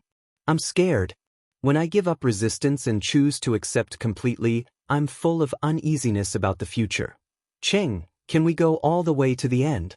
Can we hold each other's hands and go through the trials and tribulations one after another, until our hair turns white and we can't speak clearly, and still cuddle together? I'm scared. I'm scared that I'll be defeated by reality in the end when I put my heart and all my feelings into it. I can only watch you go away in pain and melancholy. If that happens, I feel that my heart will be very painful, so painful that it will be like dying. They say that first love can't go all the way to the end. I'm so worried. I'm worried that one day the person who will marry me won't be you. What a nightmare that will be. Okay, I'm done with the negative feelings. I've never thought about things like this before. It's all your fault." Lu Cheng listened quietly. He felt that all the voices in the dormitory had faded away. His heart was clear and his eyes were slightly red. He took a breath and didn't listen to Yenjika's words. He made his own answer. "I'm scared too. I'm also scared of such a future. But if we don't even have the courage to try, then we're doomed to miss it. Only by trying and working hard can we have hope. I'm working hard to practice martial arts and strengthen myself. I want to be able to grasp my destiny and grasp that opportunity and that hope. Although it's funny to say this at my age, I still have to say this. I have confidence in myself and in my love. I'm destined to be you in this life." After a while, Yenjika sent a scolding emoji. "I told you not to reply. Go to sleep, you big pervert." Lu Cheng smiled and immediately said, "Good night." "Good night, see you tomorrow." Yenjika seemed to have forgotten the confession and answered just now. "See you tomorrow." After sending this message, Lu Cheng patiently waited for the girl's reply. He had a hunch that the girl would have other replies. After a full 10 minutes, he finally saw Yenjika's new message. "Well, I'll work hard too." After reading the message seriously for a few minutes, Lu Cheng's lips curled into a smile as he fell asleep. The next day, he followed the routine of morning exercise, special training, shower, change, and then ran to the door of the female locker room and waited for Yenjika to come out. The weather was unusually cold. Yenjika was dressed like a cute bear. When she saw Lu Cheng, she snorted and turned her head to the side. She hummed and said, "Pervert! Big pervert!" Lu Cheng couldn't help but laugh. He reached out his left hand and held her delicate palm. "Yes, yes, yes, I'm your exclusive pervert." "What are you talking about?" Yenjika didn't expect Lu Cheng to be so thick-skinned. She was speechless for a moment and quickly changed the topic. "Let me tell you about the other 2 roommates. One is called Li Lientong, we all call her Dirty Tong." While talking and laughing, the 2 left the martial arts arena and walked to the teaching building. They planned to go through there, get on the long bridge and return to the pedestrian street in the dormitory area. They would then go to the academy restaurant to meet Zhong Yenru and the others. As they walked, Lu Cheng and Yenjika found a group of people in front of them. They were all looking up at the roof, so they followed them out of curiosity. They were surprised to see a boy they didn't know standing outside the window of the 7th floor, looking down. Jumping off the building. Yenjika held Lu Cheng's hand tightly and said in a trembling voice. This was the first time she encountered such a thing. Before Songqing University moved to the new campus, 1 or 2 students jumped off the building every year. After moving here, nothing happened for more than half a year. It was said that the principal once said that the feng shui here was good. He didn't expect that someone would make the first jump today. Lu Qing thought quickly. He took a breath and said to Yenjika, "You stay away. I'll go and take a look." "Okay, be careful." Yenjika understood Lu Cheng's idea and reminded him. When Lu Cheng approached, he saw the boy's pale face smile and jumped down decisively. Damn. Lu Cheng cursed in his heart. He put strength in his legs and jumped forward to the position he judged. Ignoring the injury on his right arm, he stretched out his hands in the midst of the exclamations. Bang. Under Yenjika's worried gaze, Lu Cheng caught the boy who was about to jump off the building. As soon as he touched the boy, his feet suddenly pressed inward, causing cracks to appear on the concrete floor. The violent force bounced back. He straightened his back, lowered his arms, pulled them back, and then shook them out. The boy who fell straight down was thrown to a place not far away. His face was full of fear and confusion, as if he had finally woken up from a nightmare. Lu Cheng exhaled. He felt that his sneakers were about to be destroyed, and the injury on his right arm was a little more serious. But no matter what, these were not as important as a human life. Seeing the teachers and security guards surrounding them and the onlookers staring at him and the boy who was about to jump off the building, Lu Cheng said loudly, "I'm not even afraid of death. What's there to be afraid of?" After saying that, he turned around and left. He met Yenjika outside the 2 schools, hiding his achievements and fame.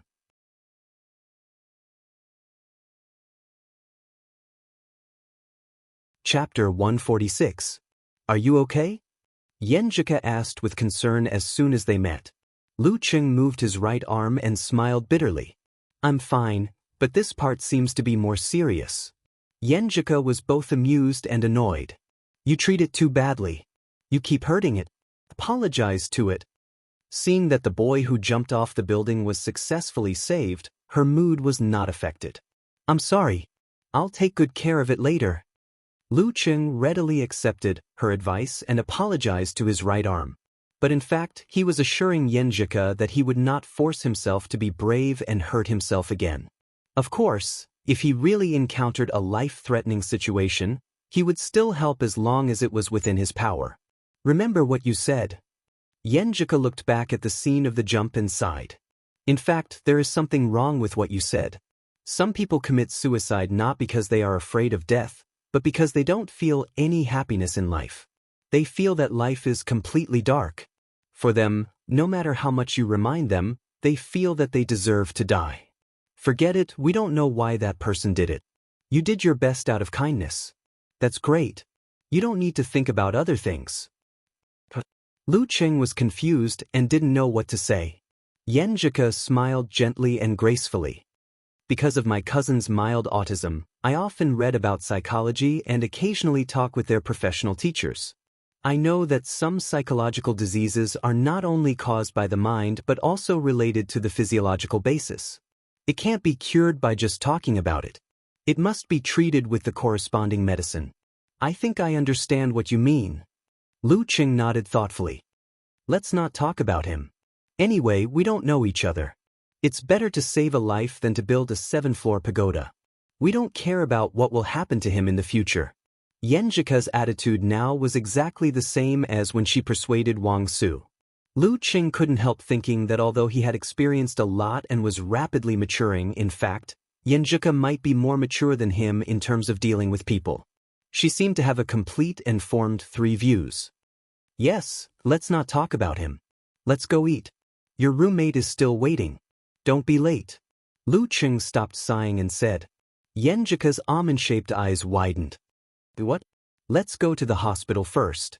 Isn't the injury on your arm more serious? It's just a little bit. It's not too late to go after dinner. Lu Cheng gestured with his right arm. It's your first time treating your roommates to a meal. You can't just stand them up, right? What if they badmouth me in the future? Humph, if you perform well, it's useless for them to say bad things about you. If you perform poorly, it's useless for them to say good things about you. Shouldn't you focus on pleasing me and listening to me? Yenjika pursed her lips and raised her head. You're right. Lu Cheng agreed. However, Yenjika was also a good girl who cared about her reputation. She felt embarrassed to stand her roommate up, so she looked at Lu Cheng suspiciously and asked, Are you sure it's only a little bit? I'm sure. I'm a master of meditation, and I can use inner vision. Lu Cheng said proudly. With his control over the muscles in his body, he had a rough idea of the extent of such injuries. Yenjika snorted and said, I'll accompany you to the hospital after dinner. Yes, I'll listen to you, Coach Yen. Lu Cheng answered with a smile. His heart was filled with the joy of saving a life. Because they couldn't go out of school except for weekends and holidays, the business of the Academy restaurant, as the second-to-none Chinese restaurant in the new campus, was quite good. Lu Cheng couldn't even book a table in advance. It was all thanks to Zhong Yenru, who didn't have class in the morning and came early to get a small private room, that they didn't have to wait for a number. Lu Cheng and Yenjika arrived 2 minutes earlier than agreed. The three girls had already gathered and waited for a while. You've seen Zhong Yenru before, so there's no need to introduce her. Yenjika pointed at the petite and quiet girl and said, She's Li Liantong. Don't be fooled by her obedient appearance. Lu Cheng didn't expect the dirty Tong Yenjika was talking about to be such a dignified and quiet girl. He was slightly surprised and smiled. Hello, I'm Lu Cheng, Ku's boyfriend. You don't have to tell us, we all know. Li Liantong joked. Yenjika ignored her and turned to introduce her last roommate to Lu Cheng. Shi Xiangyang, surgical killer. Lu Cheng saw that the so-called surgical killer was tall, almost as tall as him. Her skin was a healthy wheat color and her eyes were a little blurred because she couldn't focus. He had deep doubts about the girl's ability to come up with nicknames in the dormitory, but on the surface, he smiled and said, Hello, I heard that you all know me? He was using Li Liantong's joking to make fun of himself. Yenjika, Li Liantong and Zhong Yenru couldn't help but laugh. Shi Xiangyang obviously didn't get the point and answered blankly, Yes, yes. I'm sitting next to Lu Cheng. He hurt his right arm in the challenge tournament, so he's disabled for the time being. He needs my help to make a living. Yenjika pulled Lu Cheng to sit down naturally and gracefully. Then she put some food in his bowl. Challenge tournament? Li Liantong asked curiously, Are you the main force of the martial arts club? Lu Cheng admitted frankly. Li Liantong didn't ask further, because in her impression, the martial arts club in her school was very weak, and only Lin Kei was strong. Moreover, the martial arts club made a big fuss last semester, but they were eliminated in the group stage. It could be seen that the other members were really weak, and the so-called main force was just SOSO. Shi Xiangyang was also not interested in this topic. She first helped Yenjika to order the dishes, and then asked with a smile, Lu Cheng, I heard from Ku that you were high school classmates? Yes, classmates from the next class. Lu Cheng answered honestly, without any uneasiness. Only when he cared about the girl he loved would he turn into a fool. Zhong Yenru followed up and asked, Ku should be a famous person in your school, right? Of course, I don't know. Lu Cheng wanted to describe how many boys deliberately passed by Yenjika's class, but the girls secretly pinched him, so he could only stop abruptly. Did you have a little crush on her at that time? Li Liantong gossiped about the details with bright eyes. Lu Cheng said with a smile, More than a little. His answer immediately attracted Yenjika's eyes, but the three girls became more excited. Shi Xiangyang said with a smile, So you had a little crush on our Ku for a long time. Then you joined the martial arts club because of her? You wanted to get close to her? Wanted is not quite accurate. I should say, deliberately. Lu Cheng smiled and made fun of himself again. Oh. The three girls made meaningful sounds, which made Yenjika roll her eyes at Lu Cheng again. But when she wanted to pinch his hand, he turned over and held it in his palm, gently rubbing it. Not bad. Li Liantong praised Lu Cheng's cooperation and asked, "Then you got Ku's contact and started to pursue her?" At that time, I didn't dare to reveal my intention to pursue her, so I could only chat with her as an old classmate. Lu Cheng chuckled. Zhong Yenru suddenly understood. I was wondering why Ku always took out her phone to chat. Before she could finish, Yenjika reached out and covered her mouth. The two of them laughed and joked. The dishes were served one after another. They began to chat while eating. As for the gossip, Lu Cheng would say what he could, but he would never say what he couldn't. With the help of others' curiosity, he and Yenjika reminisced about the details of the past. The more they ate, the more heartwarming and tasty the meal became. At the end of the meal, the three girls finally stopped and picked up their phones to reply to the messages. Hey, someone jumped off a building just now. The first jump in the new campus. Li Liantong suddenly exclaimed. What? Zhong Yenru and Shi Xiangyang asked in surprise. Li Liantong said, Cabbage, look at the class group. Ruru, you should be able to see it when you browse the school forum. Because Shi Xiangyang always liked to say that girls were fragrant, soft, and fair, and was also a little white mouse and little white rabbit killer, she was usually very muddle-headed, so Li Liantong gave her another nickname, Cabbage. We happened to meet on the way here. Yenjika asked curiously, did they say why they jumped off the building? Why didn't you say so earlier? Li Liantong stared at the screen and said, they're from the management school. According to his roommate, he was from an ordinary family but was greedy for money. He borrowed a small amount of money and the interest was getting higher and higher. Because he was forced to repay the debt, he cheated a lot of his classmates. In the end, he couldn't pay the debt and wanted to commit suicide by jumping off the building. Pooh, this kind of person is a scourge in the world. Lu Cheng and Yenjika looked at each other. They didn't expect such a situation. At least you helped those classmates find someone to repay their debt. His parents also didn't have to bear the pain of losing their son while facing a huge debt. Yenjika leaned towards Lu Cheng's ear and comforted him. She didn't want him to feel unhappy about saving such a person. Lu Cheng exhaled and said, just treat it as helping his parents. Hey, he was saved by someone? That's good. Every injustice has its perpetrator and every debt has its debtor. Li Liantong, Zhong Yenru, and Shi Xiangyang started to discuss this matter. After a rather enjoyable lunch, Yenjika escorted Lu Cheng to the school hospital. Actually, you don't have to go. The first class in the afternoon is about to start. Maybe I'll be sent to the city to take an X-ray later. Lu Cheng said to the girl who felt sorry for him. Yenjika snorted and said, how can there be a lack of truancy in university? I didn't expect that the first truancy in my life would be like this. At this moment, Lu Cheng's phone rang. He took it out and saw that it was from his teacher. Teacher Shi? He vaguely guessed why it was from him. Not bad.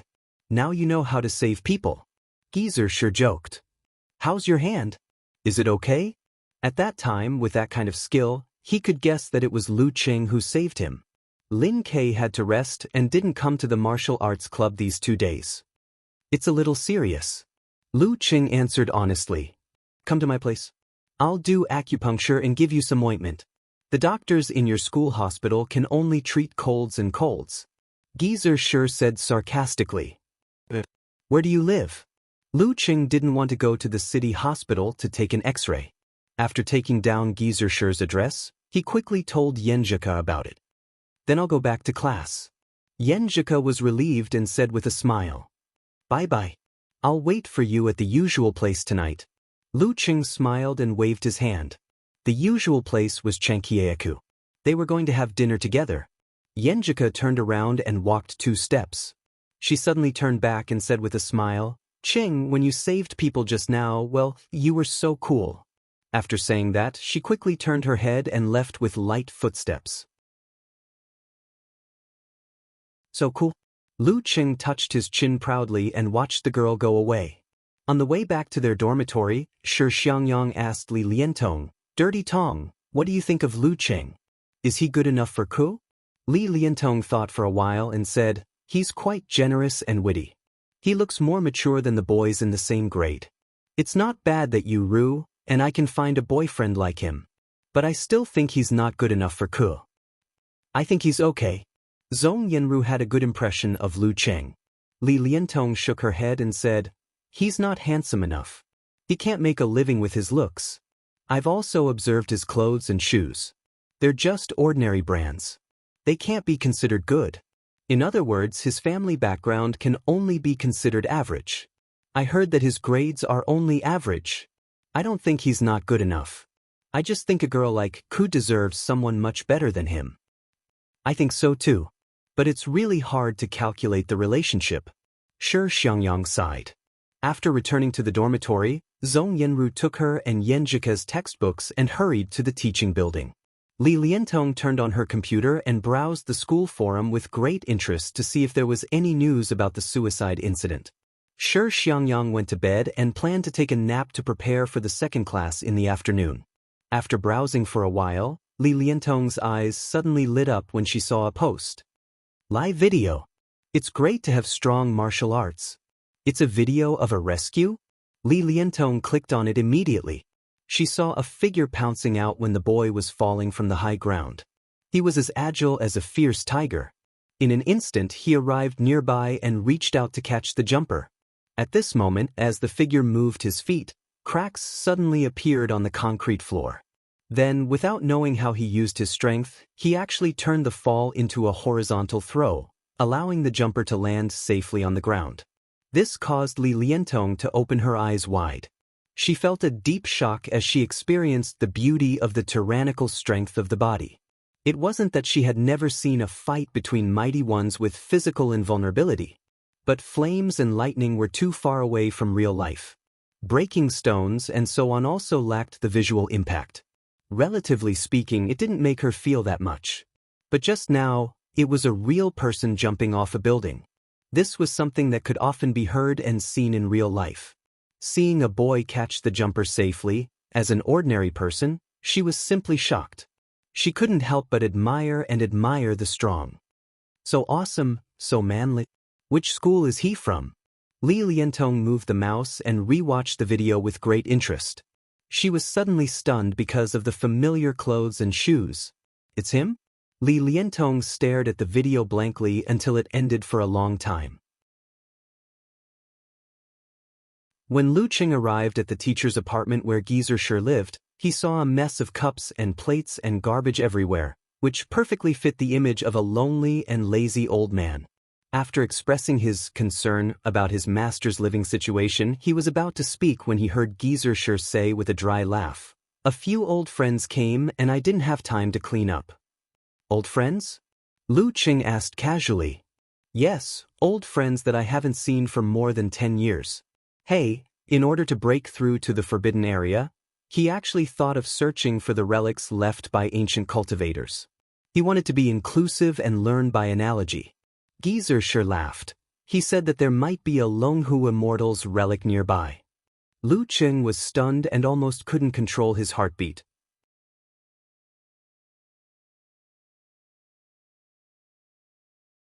Chapter 147. Immortal Cultivation? Is that true? Lu Cheng disguised his shock as surprise. Geezer Shi pushed away the junk on the sofa and said, "Of course, but it's different from what you see on TV or in novels. It's not as scary as in myths and legends. Hee, most of those myths and legends belong to top physical invulnerability experts or forbidden mighty ones." "I see." Lu Cheng took the opportunity to ask about his doubts. "What's the difference?"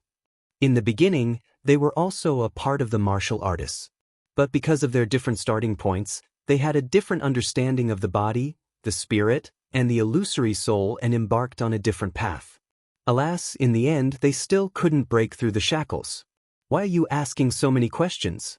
Geezer Shi said impatiently, "Give me your right hand." "I'm just curious." Lu Cheng smiled awkwardly and slowly raised his right hand. Geezer Shi extended 3 fingers and placed them on his pulse. His half-closed eyes glowed with a faint blue light. He then pinched the wound and said, "Fortunately, you can't be a one-armed hero. You don't even need acupuncture. Take this ointment and apply it. After a week, you'll be able to start practicing your strength." "A week from today?" Lu Qing asked for confirmation. In other words, his remaining 3.5 days of recovery had been extended to a week? Isn't that obvious? Geezer sure glared at him. "Go do what you need to do." After leaving the classroom apartment and the building, Lu Cheng's face slowly darkened. The unexpected news from his master had put a heavy psychological burden on him. "I wonder if Longhu Immortal is the original owner of the Jindan in my stomach? I wonder if Master's friends can find the Immortal Cultivator's mansion hidden in Weishui Lake. I wonder if they can find clues and trace it back to me. When I threw the black carp back into the lake, if it hadn't completely rotted and been eaten by other creatures, the traces would be obvious. But there are tens of thousands of students in the new campus, and more than half a year has passed. No matter how strong the supernatural ability is, they won't be able to suspect me from the black carp. I can't rush or panic, lest I give myself away. I'll pretend I don't know anything and live my life as usual. Well, I'll find a chance to squeeze the Jindan and see if I can awaken the supernatural ability of Frost. That way, even if I'm found and the Jindan is taken away, I'll have something of my own. For Master's sake, they won't do anything to me." The reason why he wanted to awaken the supernatural ability of Frost instead of strengthening the power of Flame was because his master's martial arts belonged to the unique Ice sect. If he had the supernatural ability of Frost, it would be much easier for him to practice. After making the decision, Lu Cheng had more or less regained his composure. This was the best he could do with his own abilities. After pocketing the ointment, he grabbed the martial arts suit and other items that he did not put back in the dormitory with his right hand and rushed straight to the third teaching building. As for the books and other things, he had already asked Xiao Ming to help him bring them, just in case. At this moment, his phone rang. He took it out and saw that it was a call from Kai Zongming. F***CK, don't tell me they're taking attendance in advance? Lu Qing picked up the call in shock. "Cheng, you're so F***king awesome." Kai Zongming scolded him without hesitation. Lu Qing was confused. "What's wrong with me? You're still pretending? That's what you get for pretending." Someone posted the video. "I don't know about others, but I'll recognize you even if you turn into ashes." Kai Zongming scolded him. "Video?" Lu Qing roughly understood what Talker was talking about. He blurted out, "Who would take videos at that time?" Kai Zongming chuckled. "You're not new to the internet. Don't you know that some people will take a few selfies and post them on Weibo, talk about it, or Moments? It's their instinct to take pictures and videos when they encounter a situation. But they probably didn't expect someone to catch them, so the focus is on the boy who jumped off the building. You're a little blurry in the picture, and you don't show your face much. People who aren't familiar with you probably won't recognize you. Do you need me, an insider, to expose you?" He said excitedly, "You're so awesome. You can catch someone who jumped off the 7th floor. I'm a little impressed and I'm looking forward to it. Cheng, you're famous in school. I heard a lot of students talking about you on the way. They think you're so cool and they're all looking forward to becoming a professional martial artist. Okay, I'll stop talking. Professor Chu is here. I think he's going to take a roll call. Hurry up. There aren't a lot of people today. I don't dare to answer for you." Lu Cheng was happy at first, but he was stunned by the end of the conversation. "Talker, put your head in front of me later." "Why?" Kai Zongming was puzzled. "I'm going to strangle you." Lu Cheng gritted his teeth. "I would have arrived if you hadn't called me." The teacher's apartment was not far from the teaching building. With his current running speed and insane stamina, he could reach the third teaching building in 2 or 3 minutes. But he didn't have the ability to answer a call while running. Kai Zongming was silent for a few seconds. "Good luck." After that, he quickly hung up the phone. Shi Xiangyang took a beautiful afternoon nap. When she heard the alarm, she turned over and sat up. After tidying up for a while, she slowly climbed out of bed and said to Li Liantong, who was watching cartoons, "Dirty Tong, it's almost time to go." Li Liantong turned off the computer and tidied her hair. She picked up the book beside her and was about to leave. Shi Xiangyang looked at her in surprise. Aren't you going to wash up? Why are you in such a hurry? I'm confused. Li Liantong laughed dryly. She put down the book and rushed to the bathroom. Shi Xiangyang followed behind and wondered to herself, why does Dirty Tong look like she's in shock? She shook her head. After she was done, she asked with concern, Dirty Tong, are you okay? I'm fine. Li Liantong answered firmly. Shi Xiangyang was always carefree, so she didn't take it to heart. But on the way to the teaching building, she noticed that Li Liantong looked like she wanted to say something but didn't. Dirty Tong, are you really okay? Shi Xiangyang felt that if she could be so sure that there was something wrong with Dirty Tong, then there must be something wrong. Li Liantong opened her mouth and sighed. You'll know in a while. Know in a while? Shi Xiangyang was confused. She felt like her heart was being scratched by a cat. But Li Liantong was like a seasoned warrior. She didn't reveal anything in the face of torture. After entering the classroom, the two sat down next to their good friends. Yang, have you seen that video? The girl named Dong Mingshan asked Shi Xiangyang nosily. What video? Shi Xiangyang was even more confused. Didn't someone jump off a building at noon? I don't know who took the video. The boy who saved the girl was so cool and powerful. I want to go to the martial arts club to practice martial arts to strengthen my body. Dong Mingshan said excitedly. Ba, you're not going to the martial arts club to practice martial arts. You're going to find a boy who practices martial arts, right? Shi Xiangyang said sarcastically. She took the phone Dong Mingshan handed to her and clicked on the video. He can even take that? There's no flame or lightning. Shi Xiangyang watched the video again. He's really cool. She was stunned and turned to look at Li Liantong, who was too quiet. She finally understood why she was so abnormal. It was him? In the evening, Lu Qing waited for Yenjika at the entrance of the long bridge.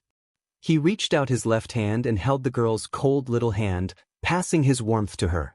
Yenjika looked at him with a faint smile and said, Qing, you've become famous in our school.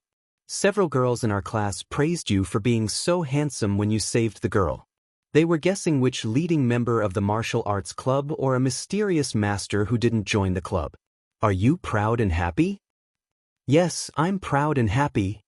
Lu Qing wanted to answer in this way, but he felt it was wrong. So he said with a smile, I was very proud and happy when you said I was handsome. Yenjika raised her head slightly and said with a smile in her eyes, Liar. It can't be more true. Lu Qing was telling the truth just now, but he didn't say part of it. Seeing the girl's happy reaction, he felt lucky. He vaguely felt that he had almost fallen into her trap. Humph, I believe you. Yenjika put on a I pity you look and then said with a blush, I'm telling you, don't kiss me casually in the future. Why did she emphasize this again? Lu Qing changed his mind and said with a pitiful look, but I always want to be closer to you. I think kissing between lovers is a very beautiful thing, at least that's what I feel. Yenjika humphed, that's what you get for sticking your tongue out. Lu Qing suddenly realized that the girl didn't object to a normal kiss. She didn't push him away at that time. But she kept clenching her teeth and was forced to open by him. And she forced herself out of his arms as soon as they touched. I'm wrong, Coach Yen. I was impulsive. Lu Qing hurriedly admitted his mistake. Humph, if it weren't for the fact that you didn't hold me down and push me away, I would have ignored you. Yenjika slightly pouted and suddenly sighed. She lowered her head and said in a low voice, Qing, I know that boys and girls have different cognition on some things. I hope you can respect my opinion. Well, let's get along well. This could be considered as the first small conflict since we started dating. Fortunately, she spoke out frankly and didn't keep it in her heart. Otherwise, I wouldn't know where I went wrong. And small conflicts could easily accumulate into big conflicts. Lu Qing was a little grateful. He also liked the girl's attitude of trying to communicate rather than sulking. Therefore, he said sincerely in a humorous way, You don't need to do that. Coach Yen is right. Everything is up to Coach Yen. Yenjika was amused and chuckled. The sigh just now disappeared without a trace. You have to remember this. She took Lu Cheng's hand and trotted. Go get a seat, or there will be no seats left. Okay. Lu Cheng was full of joy and followed the girl to the canteen. The next morning, when Geezer left after the first training, Lu Cheng found a secluded place facing Weishui Lake and started his supernatural ability awakening plan.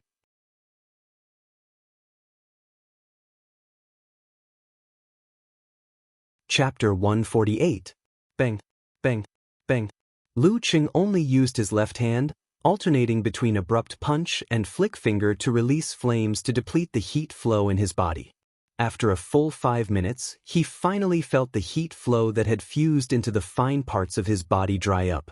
The Jindan in his lower abdomen began to expand and contract, slowly rotating and splitting into strands of power. This power balanced ice and fire, quickly soothing Lu Cheng's fatigue, but it didn't help replenish the heat flow. Lu Cheng knew it was a critical moment.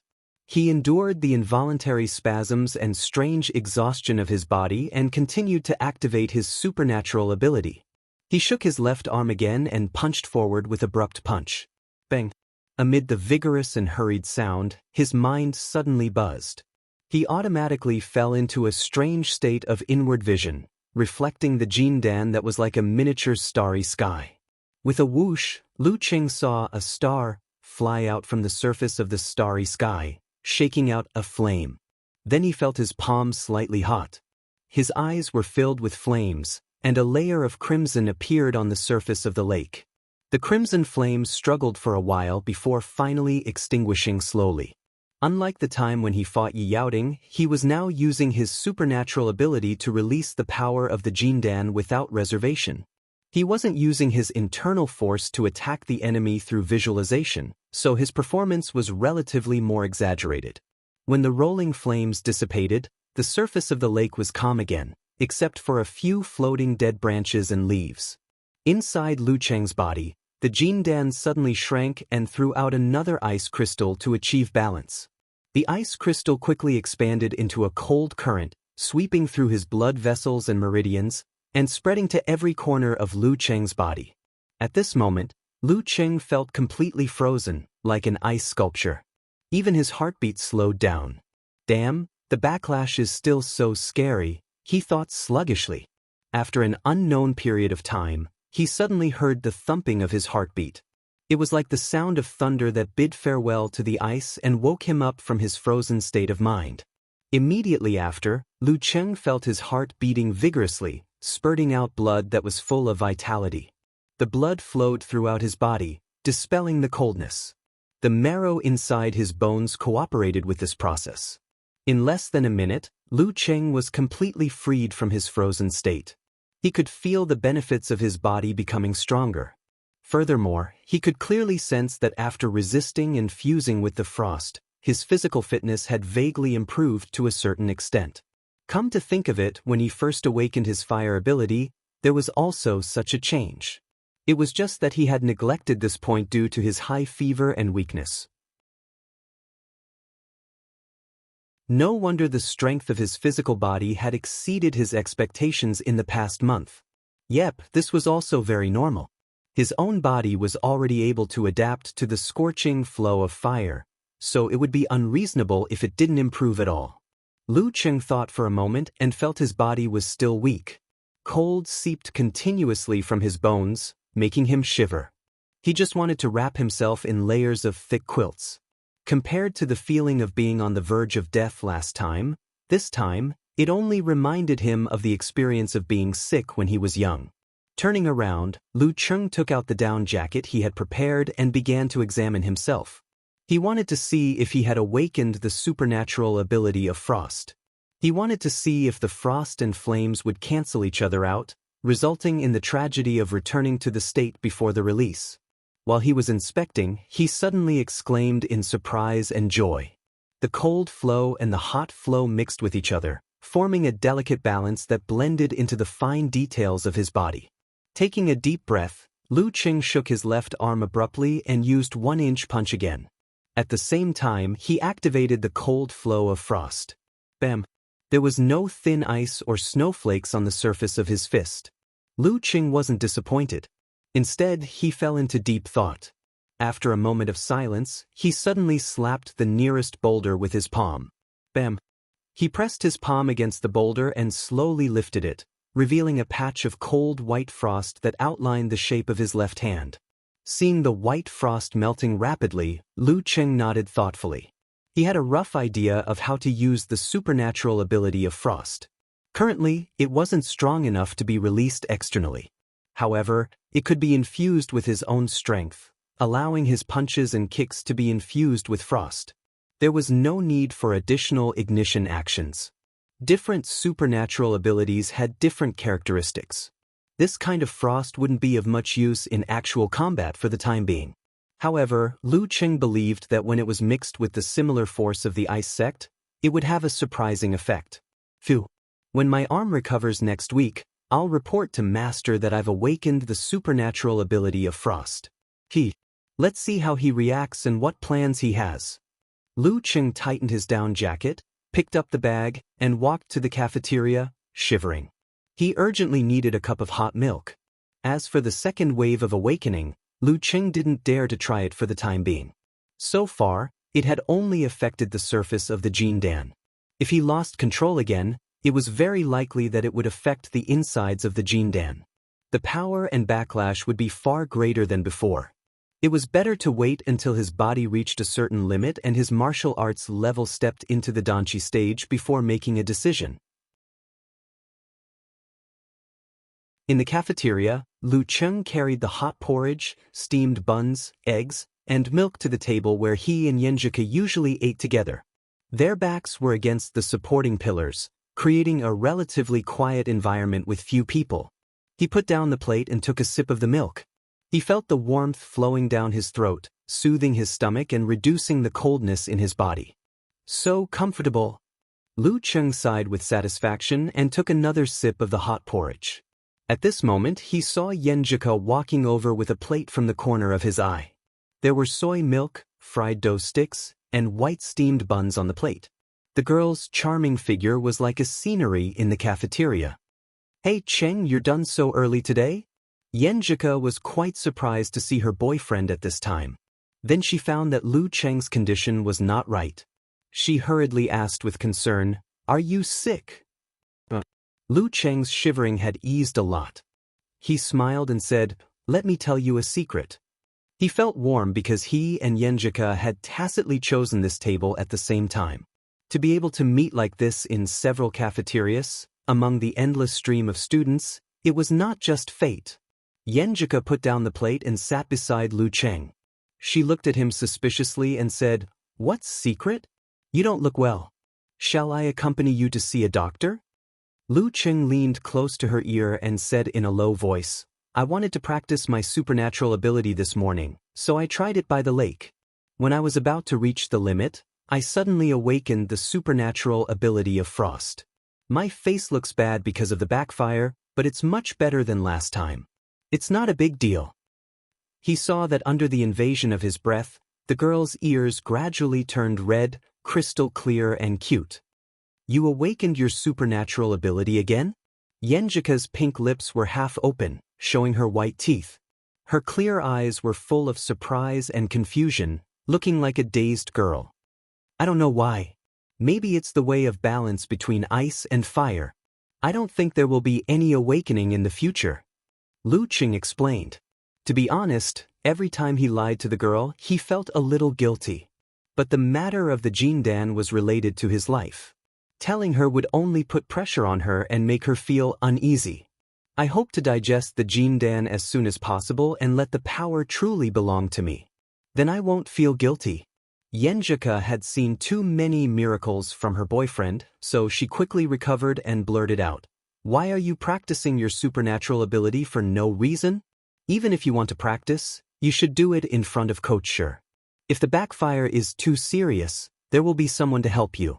If something happens to you, As she spoke, her eyes suddenly turned red, and there seemed to be waves of light on the surface of her eyes. Lu Qing gently bit his lower lip, reached out his hand, and held the girl's soft hand. I won't do it next time. I'll take good care of myself. I'll consider more thoroughly. At this moment, he felt a sense of responsibility. His life no longer belonged to himself and his family. Yenjika took a breath, suddenly shook off his hand and hummed, "Do you want to freeze me to death? Your hand is so cold." It's the residue of the supernatural ability of frost. It can help you relieve the heat in summer. Lu Qing smiled fawningly. Yenjika calmed down, raised her eyebrows slightly, and asked curiously, "You don't need to light the fire? I don't need the supernatural ability of frost. Wherever I want to be cold, it'll be cold," Lu Qing said with a little pride. Yenjika pushed the freshly made hot soy milk to him, pursed her lips and smiled. "Then you can cool it down. It's too hot. I can't eat it." "Okay." Lu Qing held the soy milk cup with his left hand, operating a weak cold current. There seemed to be a change in his body. It was constantly producing frost, maintaining a delicate balance with flame. After a while, Lu Qing breathed a sigh of relief and took his hand away. There was a layer of frost on the surface of the soy milk cup, but it disappeared in a flash. The temperature should be okay. He touched the cup and gave it to Yenjika, waiting for her evaluation. Yenjika took a sip, nodded and smiled. "It's just right. Your supernatural ability is quite useful." Lu Qing didn't expect to use his supernatural ability first, but he felt a sense of achievement. At least he had coaxed the girl into a happy mood. "It's good that you like it." He smiled and said, "By the way, have you finished watching the video sent by Coach Shi yesterday?" The video was about the opponent in the weekend preliminaries. "Finished. What about you?" Speaking of this, Yenjika suddenly became excited. She was the first substitute and had a chance to go on stage. Lu Cheng's shivering had stopped, but his body was still a little weak. He smiled and said, "Of course I finished watching. And I also found out something else." Although he couldn't go on stage because it was related to Yenjika, he worked harder than if he went on stage himself. "What is it?" Yenjika asked curiously. Lu Cheng chuckled and said, "Don't underestimate Dream Squad just because it's an amateur team. Their players are all second or third generation martial artists. Especially the three main players of amateur first pin. They all have high-ranked Dan stage elders in their families. They are the top group in Songqing's martial arts circle." Yenjika didn't have any fear of high-ranked Dan stage martial artists. She said with interest, and then she drank a mouthful of soy milk and took a bite of the deep-fried dough stick.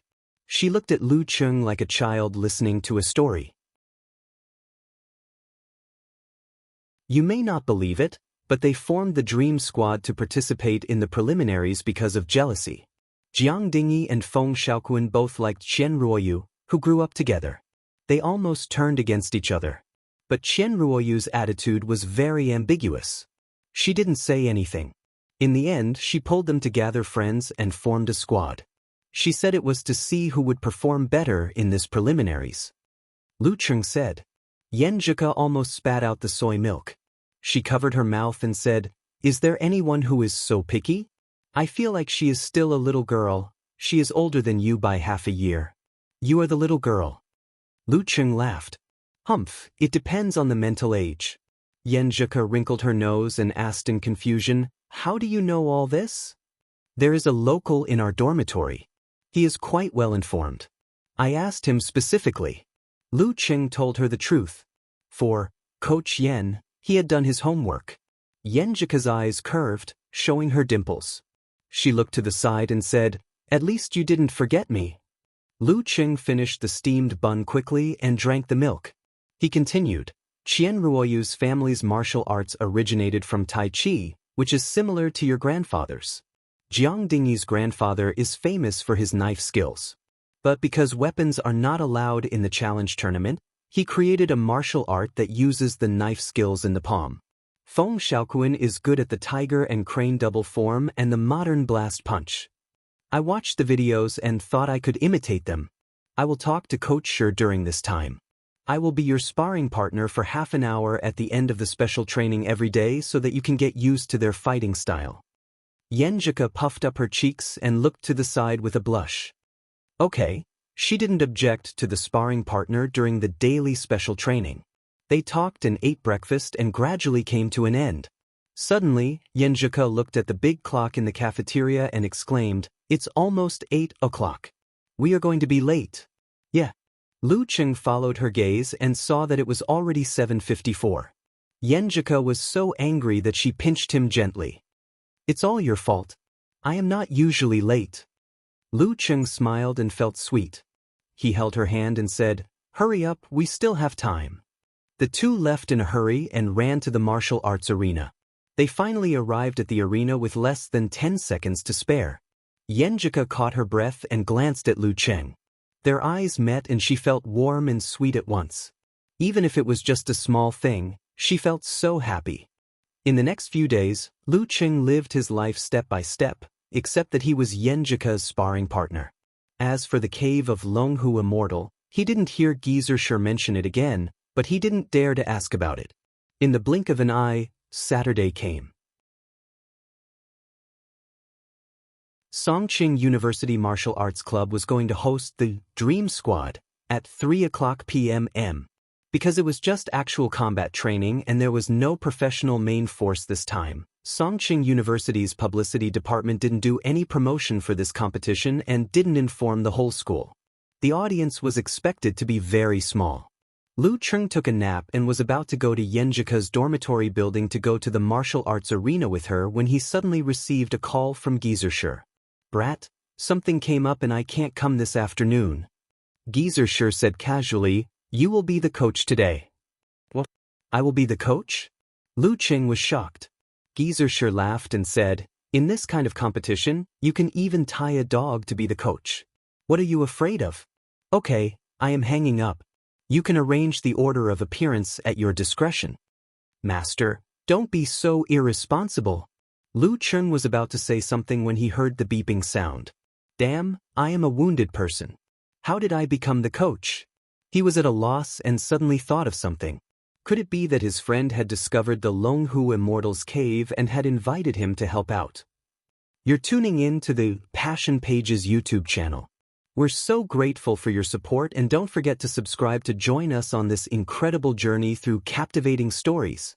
Your generosity through donations truly makes a world of difference, as it's the primary source of revenue that allows me to expand and enhance this channel for you. Thank you from the bottom of my heart for being a part of this adventure.